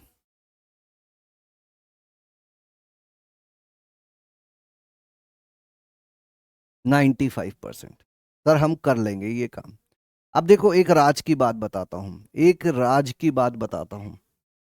फिर से मैं पीछे लेके जाता हूं तुमको। यहां पर हमने अभी अभी देखा था कि सर दो समीकरणों को देखकर ही हम बता सकते हैं कि उसका अद्वितीय हल होगा, उसका कोई हल नहीं होगा, या उसके अनंत हल होंगे। तो क्या तीन चरों वाली तीन समीकरण में भी कुछ ऐसे प्रतिबंध होते हैं क्या, जिससे हमें पता चल जाए कि इसके अद्वितीय हल हैं, या इसका कोई हल नहीं है, या इसके अनंत हल हैं? तो अब मैं वो चीज बताने वाला हूं तुमको कि तीन चरों की तीन समीकरण में कैसे डिसाइड किया जाता है कि कब इनके अद्वितीय हल होंगे, कब कोई हल नहीं होगा, और कब अनंत हल होंगे। तो फिर से लिखना बंद कर देना, है ना? लिखा तो पाप लगेगा। हलों की प्रकृति, हलों की प्रकृति, हलों की प्रकृति निर्भर करती है डी पर। किस पर? डी पर। ये जो डी है ये बहुत महत्वपूर्ण चीज है, लिखना मत प्लीज, रिक्वेस्ट कर रहा हूं, डांट रहा हूं, जिस तरह से समझ सकते हो समझो, लिखो मत। अगर डी जीरो नहीं हुआ तो इसके होते हैं अद्वितीय हल। क्यों हो रहा है ऐसा? अद्वितीय हल, देखो, अगर डी जीरो नहीं है, ये डी जीरो नहीं है, जिस चीज से तुम भाग दे रहे हो वो जीरो नहीं है, तो फिर x का एक मान मिलेगा, y का एक मान मिलेगा, z का एक मान मिलेगा। ये सारणिक के मान से भाग दे रहे हो। अब इस सारणिक का मान शून्य नहीं है, जिससे भाग दे रहे हो उसका मान शून्य नहीं है, तो x का कुछ मान मिलेगा, y का कुछ मिलेगा, z का कुछ मिलेगा। अद्वितीय हल होंगे, और वो क्या होंगे? x का मान इसे मिलेगा, y का मान ऐसे मिलेगा, और z का मान ऐसे मिलेगा। ये हो गया अद्वितीय हल। अगर डी जीरो हो गया तो दिक्कतें आ जाती है, क्योंकि अगर डी जीरो हो गया तो अब भाग कैसे दूं? जीरो से तो भाग दे ही नहीं सकते। तो क्या होगा? कोई हल नहीं होगा। नहीं, रुको, यहां पर ये वाला काम हम कर ही नहीं पाएंगे। ये जो भाग देने वाला काम है ये मैं नहीं कर पाऊंगा। अगर डी का मान जीरो हो गया तो ये चीज मैं नहीं कर पाऊंगा। इधर वाली चीज तो कर सकता हूं। अगर डी का मान शून्य हो गया तो फिर से दो चीजें होती हैं। क्या दो चीजें होती हैं? कि अगर D1, D2, D3 ये भी जीरो है, डी तो जीरो था ही, इस सारणिक का मान तो जीरो था ही, इसका भी जीरो आ गया, इसका भी जीरो आ गया, इसका भी जीरो आ गया, तो देखना क्या हुआ? x गुणा d is equal to D1 था, x गुणा zero is equal to zero. अब x का क्या मान रख सकते हो? तो तुम बोलो सर कुछ भी रख दो, x गुणा जीरो तो जीरो ही आएगा। y गुणा d था D2, y गुणा d का मान भी शून्य, और D2 का मान भी शून्य। जीरो जीरो, y का क्या मान रखूं? कुछ भी रख दो। मतलब कुछ भी मतलब क्या? अनंत हल हो गए। यानी कि अगर d जीरो के साथ साथ D1, D2, D3 भी जीरो हो गए तो इसे हम कहते हैं अनंत हल। वहां जो अनंत हल वाली सिचुएशन थी वो कैसे थी? A1/A2 is equal to B1/B2 is equal to C1/C2। यहां क्या सिचुएशन है? अगर चारों सारणिकों का मान शून्य आ गया तो हम कह देंगे कि कितने हल हैं? अनंत हल है। और लास्ट चीज पर, मान लो यदि D1, D2 या D3 में से कम से कम एक अशून्य है, तो तो क्या होगा? अब क्या बात हो गई कि D1 D2 D3 में से कोई एक अशून्य है। D ऑलरेडी 0 हो चुका है। मान लो थोड़ी देर के लिए कि D1 जो है वो अशून्य था, x गुणा D 0 हो चुका है। मान लो D1 का मान 5 आया था, इस सारणिक का मान तो 0 ही था, इस सारणिक का मान 5 आ गया था। अब मुझे बताओ x गुणा 0, मैं x का ऐसा क्या मान रखूं कि वो 0 से गुणा करने पे 5 आ जाए? तो तुम बोलोगे कि अरे सर ये कैसी बातें कर रहे हो, ये तो 5/0 हो गया। ऐसा कभी होता है क्या? ऐसी स्थिति को हम कहते हैं कोई हल नहीं, कि इधर लिखी हुई राशि, इन तीनों में से कोई एक राशि भी अगर अशून्य हो गई तो 0 से तो भाग दे नहीं पाओगे, 5/0 कर नहीं पाओगे। तो इस स्थिति को कह दिया जाता है कोई हल नहीं, कोई हल नहीं। तो हम लोगों को अगर हलों की प्रकृति समझनी है कि अद्वितीय हल होंगे, मतलब यूनिक सॉल्यूशन, केवल एक एक एक मान आएगा, x का एक मान, y का एक मान, z का एक मान। कब अनंत हल होंगे? अनंत हल कब होंगे? जब d 0 हो, उसके साथ में ये सब भी 0 हो। कोई हल नहीं कब होगा? जब d 0 हो लेकिन इन तीनों में से कोई एक शून्य ना हो। अब लिख डालो इस बात को और बोलो कितने लोग एक्सेप्ट करते हैं यहां तक की बातें। आगे की चीज फिर आगे बताएंगे, आगे की चीज आगे बताएंगे, पहले इसको बताओ, मजा आया क्या? फील आई चीजों की? द ओनली थिंग कि ये चीज हम लोगों को याद रखनी है कि x गुणा डी D1 होता है, y गुणा डी D2 होता है, z गुणा डी D3 होता है। अभी सवाल करेंगे और क्लैरिटी आती जाएगी। पहले इतनी चीज लिख लो, पहले इतनी चीज लिख लो, है ना? पहले इतनी चीज लिख लो।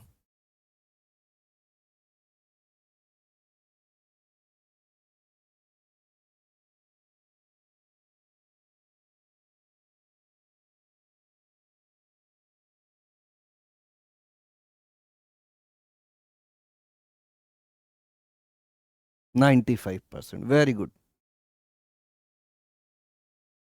थ्योरी समझ में आ गई, थोड़ा सा प्रैक्टिकल करते हैं।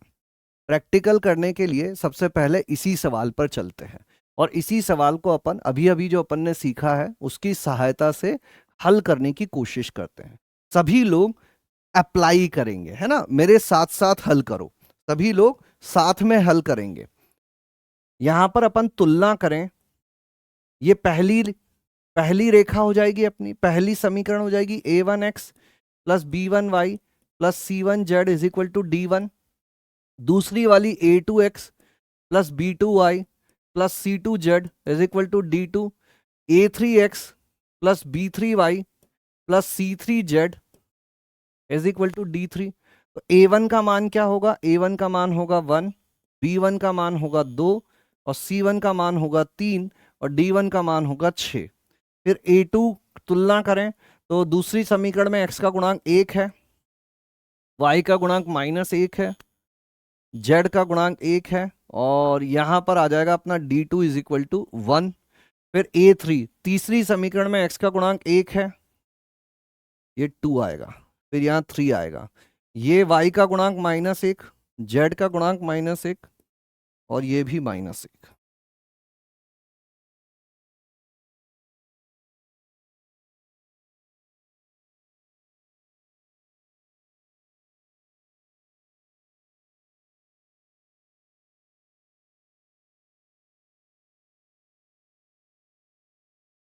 बताओ अब जो d सारणिक बनेगी, इस सारणिक का मान क्या होगा? कैलकुलेशन करनी है अपन को। 1 2 3 1 -1 1 1 -1 -1, इस सारणिक का मान कितना होगा? D1 सारणिक का मान कितना होगा? D1 में क्या करेंगे, इसको पहले लिख देंगे 6 1 -1, बाकी दोनों को ऐसा ही छोड़ दोगे। फिर D2 करोगे 1 1 1 6 1 -1 3 1 -1। D3 1 1 1 2 -1 -1 2 -1 -1 और 6 1 -1। अब इनके मान बताओ मुझे कि D का मान क्या आ रहा है, D1 का क्या आ रहा है, D2 का क्या आ रहा है, D3 का क्या आ रहा है? इन तीनों सारणिकों का मान बताओ। मजा नहीं लाइफ, बहुत बढ़िया। जूस पीवानू, कैरम खिलानू, मजा नहीं लाइफ। जीरो नहीं आएगा अमन बेटा, ऐसे तुक्का नहीं मारते हैं, पाप लगता है तुक्का मारने से। प्रसार कर डालो। 1 गुणा 1 माइनस माइनस प्लस, -2 गुणा -1 -1 प्लस 3 गुणा -1 + 1। कितना हो गया? ये हो गया 2, और ये -2 + 4, 6 आ रहा है पहला तो। बाकी सब भी 6 6 6 ही आएंगे। All 6। Very good Shivakshi, Shivanshi, नाम नहीं पढ़ पाया। ऑल 6। ये भी 6 आएगा, ये भी 6 आएगा, ये भी 6 आएगा। तो x का मान क्या हो जाएगा? d1/d, यानी कि 6/6, यानी कि 1। y का मान d2/d, यानी कि 6/6, यानी कि 1। z का मान d3/d, यानी कि 6/6, यानी कि 1। बोलो। 4 छक्के। क्या यही आ रहा है? आजा भाई। क्या यही उत्तर है? बताइए सर, आप कौन से स्टेट से हो? तो देखो, हम रहने वाले राजस्थान के हैं।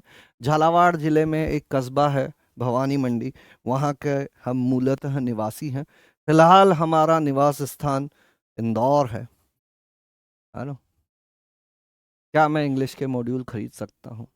जैसी तुम्हारी इच्छा। मतलब मैं कैसे मना कर सकता हूँ? रोक थोड़ी ना सकता हूँ। अगर तुमने मन बना लिया तो करो। मैं तो होमवर्क हिंदी वाले से दूंगा। 96.51%। ये आएगा, निकालोगे आएगा। अब देखो, सुनना फिर से, जैसे ही मैं बोलना चालू कर दूं, तुम्हें सुनना चालू कर देना है। सिंपल काम है। जैसे ही सर बोलना चालू करेंगे, तुम सुनना चालू करोगे। जैसे ही डी का मान 6 आया था, जो कि शून्य नहीं था, यहीं पे क्या चीज क्लियर हो जाएगी? अद्वितीय हल। क्या चीज क्लियर हो जाएगी? अद्वितीय हल है ना। मतलब अगर तुमसे बस इतना पूछे कि इस समीकरण निकाय के अद्वितीय हल है या नहीं है, तो तुम्हें केवल डी के मान से ही काम हो जाएगा। आगे बढ़ाता हूं कहानी। एक और सवाल पूछते हैं। एक और सवाल पूछते हैं। x + 2y + z = 5, 2x - y + 3z = 7, 3x + y + 4z = 12। इसमें मुझे बताओ डी क्या होगा, D1 क्या होगा? अब देखो, डायरेक्ट लिख सकते हो तुम। D2 क्या होगा और D3 क्या होगा? D1 D2 D3 कैलकुलेशन करना। इसीलिए किसी जमाने में मैंने तुम्हें इतनी सारी सारणी के हल करवाई थी, रैपिड फायर करवाए थे। किस दिन के लिए? इसी दिन के लिए, ताकि तुम कैलकुलेशन कर पाओ जल्दी जल्दी। करो अब। टिडिंग टिंग टिडिंग, टिडिंग टिंग टिडिंग, टिडिंग टिंग टिडिंग। बताओ, डी क्या, D1 क्या, D2 क्या, D3 क्या? डी क्या, D1 क्या, D2 क्या, D3 क्या? वह पथ क्या, पथिक कुशलता क्या, जिस पथ पर बिखरे शूल न हो। नाविक की धैर्य परीक्षा क्या, यदि धाराएं प्रतिकूल न हो। बताओ, किसने लिखी थी यह कविता? वह पथ क्या, पथिक कुशलता क्या, जिस पथ पर बिखरे शूल न हो। नाविक की धैर्य परीक्षा क्या, यदि धाराएं प्रतिकूल न हो। इस बार क्या करेंगे? 5 7 12 यहां जाएगा, 2 - 1 1 यहां जाएगा, 1 3 4। इसमें क्या होगा?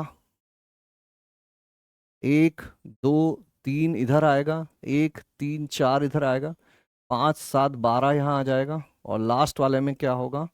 1 2 3, 2 - 1 1, और 5 7 12। बताओ क्या क्या उत्तर आ रहे हैं?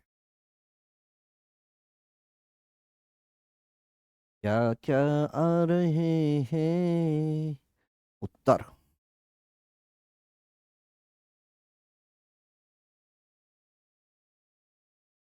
D0।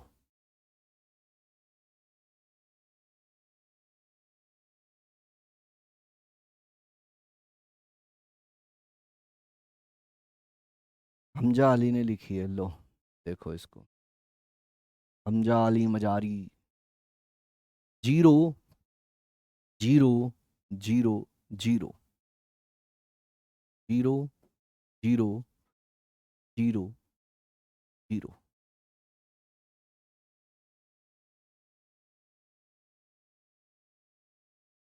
सब जीरो आ गया। जैसे ही डी जीरो आया था, जैसे ही डी जीरो आया था, हम लोग आगे क्या देखने गए कि डी वन भी जीरो है, डी टू भी जीरो है, डी थ्री भी जीरो है। मतलब कितने हल होंगे? अनंत हल होंगे। कितने हल होंगे? अनंत हल होंगे।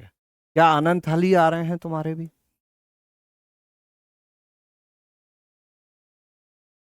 क्या अनंत हल हैं तुम्हारे भी? बता दो।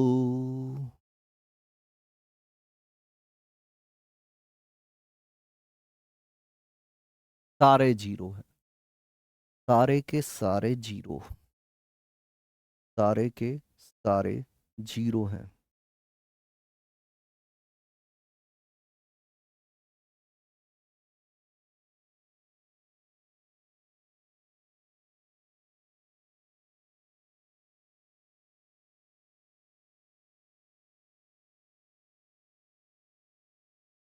चलो एक सवाल और पूछते हैं फिर, एक आखिरी सवाल। नहीं आखिरी मतलब इस कॉन्सेप्ट पे आखिरी, इसके बाद इस पे थोड़ी और बेहतर बातें होंगी। सवाल है अगला, x minus Y plus Z is equal to 2।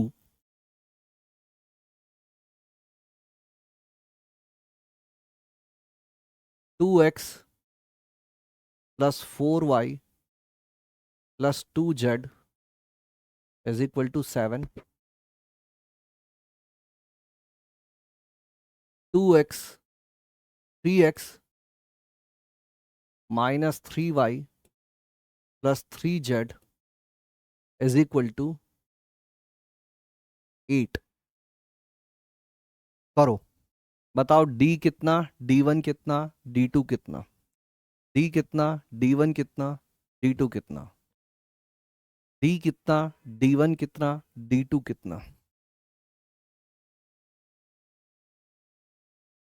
D D one, पहले डी और डी वन बताओ कितने कितने आ रहे हैं, बाकी सब छोड़ो, पहले डी और डी वन बताओ। 1 माइनस 1 1, 2 4 2, 3 माइनस 3 3, और 2 7 8, माइनस 1 1, 4 2, माइनस 3 3, है ना? -1 4 3 1 2 3 2 7 8। ये बताओ, ये ये ये करके बताओ, बताओ।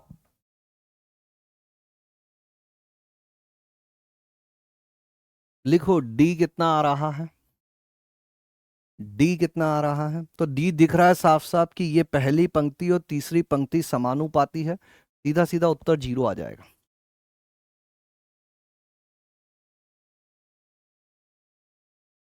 इसका मतलब क्या हो गया था? डी डी जैसे ही 0 हुआ था, दो केस हो सकते थे कि D1 D2 D3 0 हो जाते, तो अनंत हल आ जाते। लेकिन अपना जो D1 है उसका मान क्या आ गया? D1 का मान कोई बताएगा क्या? D1 का मान, D1 कोई नहीं बता रहा। -12, -12, 4 × 12 और 6, माइनस माइनस प्लस, 7 × 21 -16, +1, 7 × 21 और 8 × 4 = 32, 12 × 6 = 18, 18 दूना 36, +5 -53, तो 36 और 5 41, -12। D1 -12 आ गया। चूंकि एक कोई कम से कम एक डी अशून्य है, तो हम लोगों को आगे चेक करने की जरूरत ही नहीं है। इसी स्थिति में अपन क्या बोल सकते हैं? कोई हल नहीं, कोई हल नहीं, क्योंकि एक ही अशून्य आ गया। कितने लोग इस बात से एग्री कर रहे हैं कि हाँ सर यही होगा? कितने लोग इस बात से एग्री कर रहे हैं कि हाँ सर यही होगा? जो सिखाना चाह रहा हूँ वो सीख गए क्या सर? पिछले क्वेश्चन में डी का जो वैल्यू था वही सेम आया था, और इस क्वेश्चन में भी। नहीं बेटा, ऐसा नहीं होता है आरुषि, ऐसा मत करो, ये खुद से देखो। गणित का एक नियम है, रुक जाओ जनता, ए भाई रुक जाओ, एक बहुत बढ़िया चीज मैं बताने वाला हूं। गणित का एक नियम है कि हमें खुद से नियम नहीं बनाने हैं। बाई चांस आ गई वैल्यू, जो मैंने सिखाया है उस पे फोकस करो। क्या सिखाया है सर आपने? मैंने ये सिखाया है कि ऐसा होना चाहिए। बराबर की मैंने कहां बात कही? क्यों बना रहे हो खुद से चीजें? गणित का एक नियम है कि हमें खुद से नियम नहीं बनाने हैं। किसी चीज को सही साबित करने के लिए उसे व्यापक रूप में सही साबित करना होता है, गलत साबित करने के लिए एक उदाहरण काफी है। अभी अपन एक सवाल किए हैं, बाई चांस आ गया कि इसमें भी 6 6 6 आ गए, उसमें भी 6 6 6 आ गए, इसमें भी 6 6 6 आ गए, इसमें 0 0 आ गया। इसका मतलब ये नहीं है बराबर आ गए, यहीं अपना केस फेल हो गया कि यहाँ पे बराबर नहीं है। ठीक है अच्छे दादा, 96.44%। बहुत बढ़िया। तो देखो, फर्स्ट लेवल ऑफ इंफॉर्मेशन तुम सीख चुके हो, फर्स्ट लेवल ऑफ इंफॉर्मेशन तुम सीख चुके हो, है ना? अब बात आती है कि कुछ और चीजें आएंगी, इसके अपन अभी डीप डिटेल में जाएंगे, है ना? कि ऐसा क्यों हो रहा है, किस तरह के सवाल पूछे जाते हैं, इसके अलावा और कुछ स्पेशल केस भी होते हैं क्या? ये सारी चीजें अब हम लोग अगली क्लास में करेंगे। मैं कुछ होमवर्क दे के जाऊंगा, जिस होमवर्क को तुम्हें कर कर लेकर आना ही है ना? रैपिड फायर के रूप में भी दिए जाएंगे। और फिलहाल अपन आ जाते हैं क्यूओटीडी पर। ये कल का क्यूओटीडी था। जिन लोगों ने किया है बहुत सुंदर बात है, जिन लोगों ने नहीं, देखो कल की क्लास बहुत महत्वपूर्ण रहने वाली है, क्योंकि कल मैं एक्चुअल पीवाईक्यूज जो आते हैं वो करवाने वाला हूँ। किसी को विश्वास नहीं हो रहा है तो ये देख लो, ये 2024 अप्रैल का ये करवाऊंगा मैं, ये 2024 अप्रैल वाला, 2024 वाला, 2024 वाला, 2024 वाला, ये सारे सवाल मैं करवाने वाला हूँ। अब चाहे तुम आंसर ढूंढ के ले आओ, मुझे कोई फर्क नहीं पड़ता।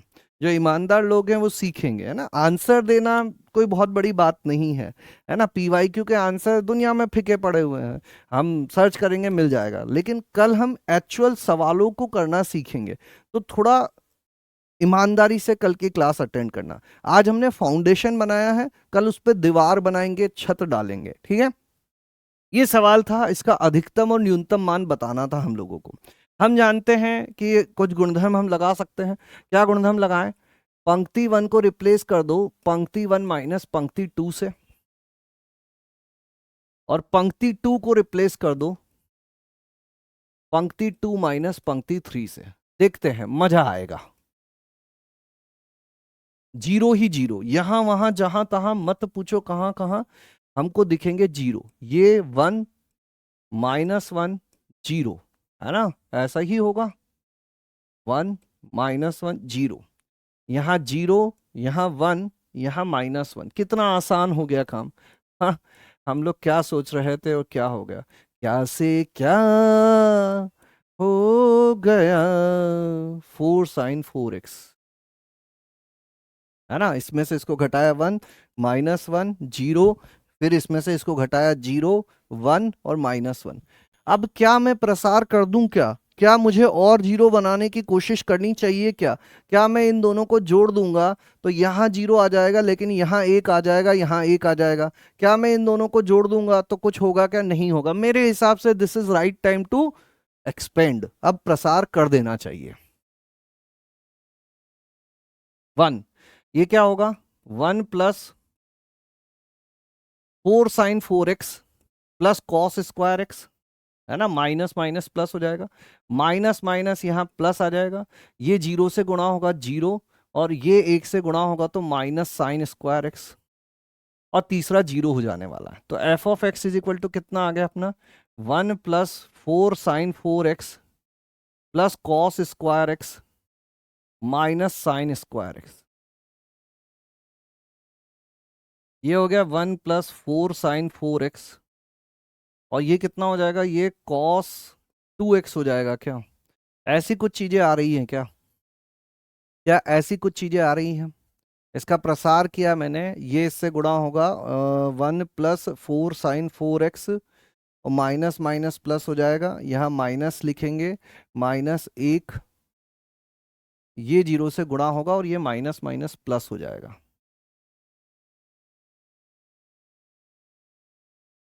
है ना, इसमें ये करेंगे, ये 0 से गुणा होगा, माइनस माइनस प्लस हो जाएगा। तो ये हो जाएगा 1 + 4 sin 4x +1, यानी कि f(x) का मान कितना हो जाएगा, 2 + 4 sin 4x। है ना। अब साइन थीटा का मान कहां से कहां तक होता है? साइन थीटा का मान -1 से 1 होता है। अब चाहे यहाँ अल्फा रखो, यहाँ एक्स रखो, यहाँ थीटा रखो, यहाँ 2 अल्फा रखो, साइन 4x का मान भी जो होगा वो -1 से 1 होगा। इसमें 4 गुणा करेंगे, 4 sin 4x, इसका मान -4 से 4 के बीच में होगा। इसमें 2 जोड़ देंगे तो सब जगह 2 जुड़ जाएगा, ये 6 हो जाएगा। मतलब इस फलन का मिनिमम वैल्यू जो है, न्यूनतम मान, वो कितना होगा, -2, और जो अधिकतम वैल्यू है मैक्सिमम, वो कितना हो जाएगा, 6। हमको क्या बताना है, 6 की घात 4, 6 की घात 4 माइनस -2 की घात 4। तो 6 की घात 4 कितना होगा, 6 × 36, 216, 216 × 6। बताओ क्या उत्तर आएगा, 216 × 6, 36 × 36 मुझे याद था, अच्छा सा होता है। 216 × 6 कर देते हैं, 6 × 36 का 6 हासिल लगा 3, 6 × 6 होती 9, 1296 होता है शायद, 1280।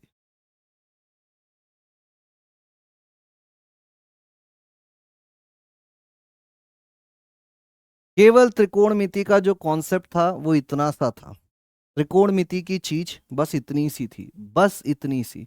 और ये कि cos² x + sin² x 1 होता है। साइन थीटा, थीटा की जगह 4x लिख दो, 4 से गुणा कर दो। थोड़ा QOTD की बातें मन ही मन में रह जासी, है ना। Clear, clinic all clear. Answer is 1280। करने लगी है जनता, करने लगी है, करने लगी है, करने लगी है जनता। कल की क्लास अति महत्वपूर्ण, कल की क्लास अति महत्वपूर्ण। कितनी महत्वपूर्ण, अति महत्वपूर्ण। सर डाउट, डाउट देखो, डाउट पीछे देखो, पीछे, पीछे देखो, पीछे। सर से मैंने तो सोचा मिनिमम मैक्सिमम के लिए, सर ऐसा तो मैंने सोचा ही था। वेरी गुड बेटा, बिल्कुल सही सोचा। लास्ट स्टेप फिर से बता दीजिए। यहां तक जब हम लोग पहुंच गए थे, फिर से बता देता हूं मैं तुम लोगों को, चलो। sin 4x, साइन थीटा -1 से 1 होता है, साइन अल्फा -1 से 1 होता है, साइन 2 बीटा -1 से 1 होता है। साइन के अंदर क्या लिखा हुआ है, इससे साइन को कोई फर्क नहीं पड़ता, उसका मान -1 से 1 में ही रहता है। मुझे फर्क नहीं पड़ता कि साइन के अंदर क्या लिखा हुआ है। पूरी समीकरण को 4 से गुणा करो, -4 से 4। पूरी समीकरण में 2 जोड़ दो, -4 + 2 sin 4x +2, 4 + 2। ये अपना फलन हो गया f(x), जिसका न्यूनतम मान हो गया -2, अधिकतम मान हो गया 6। ये हो गई लास्ट स्टेप।